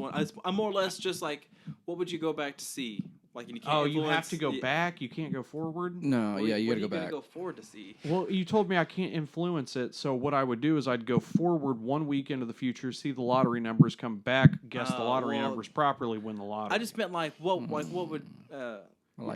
People in time machine movies never fucking do that, and I'm like, why the fuck wouldn't you do that? Because the movie, create your own to make that. Well, it's always about it's always about win the love goddamn or something. lottery. Yeah. God, there's so much money. People come up with the stupidest ideas to make money with a time machine. I'm like, how about the fucking lottery? That's instant. I mean, I think no effort. Wasn't Back to the I think Future? eventually, doesn't he just have he has his Yeah, he does the sports almanac. Yeah, which is but that was that's different. like the second one too. Because it's not like Doc was letting him choose the time he was going to. I bet if Marty had like a week and like he didn't have anything going on, there was no dying pressing matters where he had to save Doc from the old West or his girlfriend got lost. What are you two?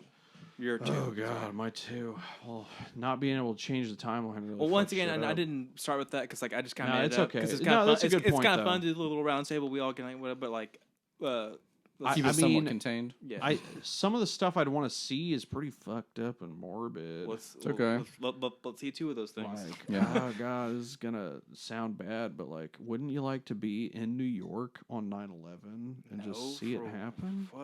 I've seen it happen quite a few times. I watched it on TV. I was alive when it happened. But wouldn't it be like different to see a plane hit a building in person? Like you told me to go back in time and not be able to change anything. Like maybe I'd like to be on the plane to see what happened. Oh, dude, that's really fucked up. That's see people scream. No. And shit. I'm talking about being like 8 blocks away. No, you're gonna get hit by some guy jumping out.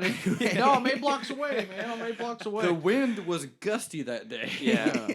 90 I don't know. stories? I saw it on I mean, TV. you want to see 9/11? That's fine. That's fine. Sure. Okay, No, that's not a bad quote. Can I take it back? No, I don't know. no, You're right. no, I saw it on you can. TV. You're okay, good. I got one more. You only get 2. You get one mulligan. All right. Well, shit. My first trip was really, I guess I'm just saying, like, you gotta have something that's like, oh, you should go back and see that, like just like for the hell of it. Like, yeah, but it's like once again, we can't get in depth with one. I'm just saying to people though. Like, I would want to go back in time and Jesus. talk to some great people, but like. I mean, the thing you're talking about witnessing is literally a murder, so it's not like so much better than what I'm doing. I mean, mine's a mass murder. I didn't say I want to see. I didn't say I wanted to go back. I said I wanted to go back to see if Jesus Christ existed.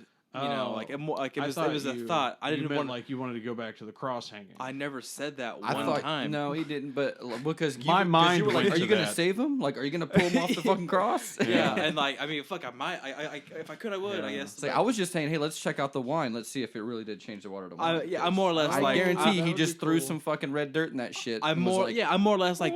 Sorry, mine was more or less. Jesus just heard you. He's mad. He's like, mine was more or less like. What did you was just say? Jesus? See what was the wine Jesus tastes like and next his time stuff real? Like that's all I was getting at. Like you made it weird. Well, you better save his ass, dude. You better save his ass. Like, no, he has to die for the sins. If he doesn't die for the sins, everyone's going to hell. You're like, I mean, I've got to save the guy. It's going to change a lot of stuff. He's got to die. He needs to die. Can you imagine if someone did save him and Christianity didn't exist? Something else would have filled its place. There would have been a vacuum. It's like the next day, some other guy kissed him and he died in the cross, and it was like there was no way of really changing it. But so you're okay. So you're first 9/11. I fucked it up and I did 9/11. Yeah. Okay. Fuck. Oh, okay. What's your second one? This So is something I'm you just want to unhurt. see. Something you've never been able this to... is another mass murder that I'd like to see. Nice. I would have loved to have been ground level. If I can't get hurt and I can't affect anything in the past, ground level Nagasaki. I want to see the nuke get dropped. I was thinking about that too. Yeah. That's pretty crazy. Like that's not crazy. That's awesome. I'd want to be on the plane that dropped it, so you could see it from the air too. Or I guess you could see it on the ground, but I know it's supposed to be really bright. I'd like to be on a big Once tall again, just think hill Christmas in Story, Nagasaki and just see like it get your pipe. dropped. Just get my corneas fucking melted. Because you don't want to see it.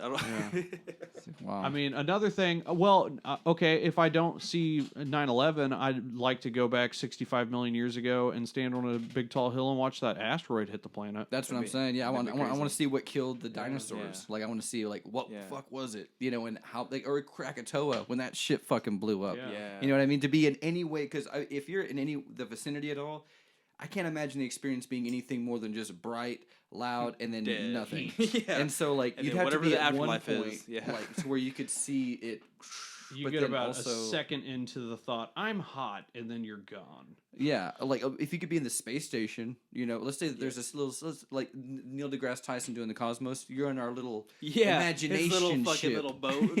Yeah, you're in the imagination ship. If I'm in the imagination ship, he's just watching things happen. Like I'm watching the asteroid hit the Earth, and I'm watching Krakatoa go That'd boom. That'd be the coolest thing ever. Yeah. Or to go. What if you were there during Pompeii?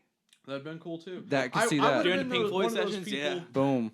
Yeah. No, not the volcano. I'm talking about the Pink Floyd sessions. Whenever they recorded echoes. Oh yeah. Cool I would give a fucking both my legs to watch. I'd like to say that I'd go back and watch an artist do something like that, but to be honest, I feel like it'd be much more megalithic and incredible to see a goddamn asteroid hit the planet. I guess Pink Floyd never hit you that hard.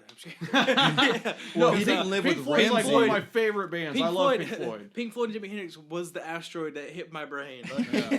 You should have been there to see that. Watch me listen to well, listen, I take back 9/11. I still want to see the asteroid. I'd also like to see like Pink Floyd do Laser Floyd for the first time.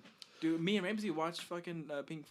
We went to watch Brit Floyd, and dude, I mean, once again, this is a blimp on the fucking radar, but like, it was still. I want to be in the room with Kurt Cobain when he got his brains blown out by fucking Courtney Cox or whatever. Dude, you're death and destruction, dude. You're all about it, bro. Well, I want to know that shit too. Yeah, I want to be in the room.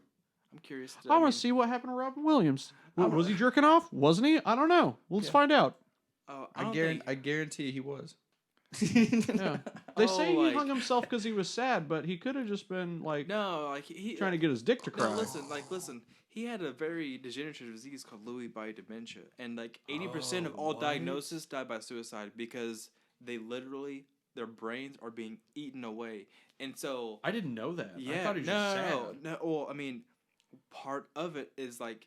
You go through what's called the transporting phase, and it's like when most people die from it because they commit suicide because they literally do not know the in between of brushing their teeth to going to bed and from like talking this to now driving in the car, and so like you can't recollect it. People die from driving when they have it from whatever like all kinds of things. Out and they just die. It's because it's people were. I was talking to someone else about this too because they were like. Yeah, Robin Williams killed himself. He's a piece of shit. I'm like, he had a disease that 80% of almost diagnoses kill themselves because of your brain is being eaten away by what the Lewy bodies are what's eating your brain away. But it's a common misconception.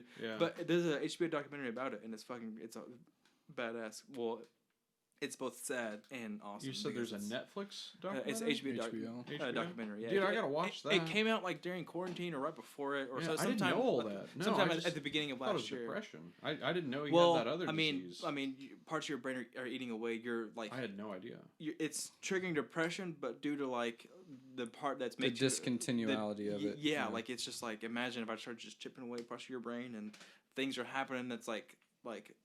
It's just a roller coaster spiraling down. It goes hand in hand with alcoholism. Yeah.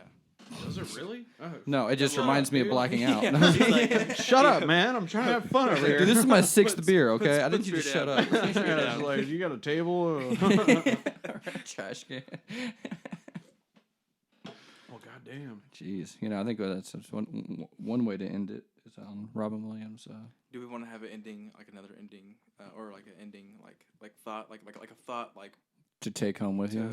Take home with you, or like, or whatever. Shower thought. This isn't mine, or it's whoever's podcast or whatever this is. I'll put it on my channel. I was thinking we call it Space Junk.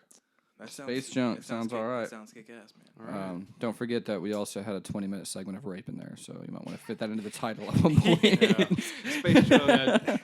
Trigger warning. It's like we'll talk about doing a lot of drugs, how some of us almost got raped, and then we'll talk about space for about 30 minutes afterwards. Yeah, we should have a final thought, whether it be like a recap or like a final thought of like. There's a final thought of something, or is that what you want, or is that what we want? My final thought is aliens are real, rape is bad, and I want to see destruction. I think that's all any red-blooded American can think right now. Fucking Hitler reincarnated. Aliens are real, rape is bad. Fucking, I want to see destruction. Given the chance, I would like to see the annihilation of the planet. I'd like to see nothing made, only things broken. Jesus. All right, Vince, what's your sign off? My sign off is I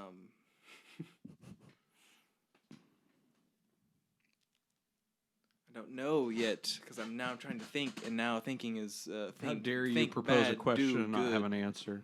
I know. It's called spontaneity or naivety. You know, I mean, like, I guess if I have a closing thought, that thought is I don't know yet, but I'm trying really hard to think about it. All right. Well, guys, on next episode, we'll talk about our favorite. Favorite, heard that. We'll have a little stroke, and then we'll talk about our favorite gaming systems when we were growing up, our relationship with video games, beautiful, that sounds amazing. And women. Until next time, this was Space Junk. Goodbye. Bye.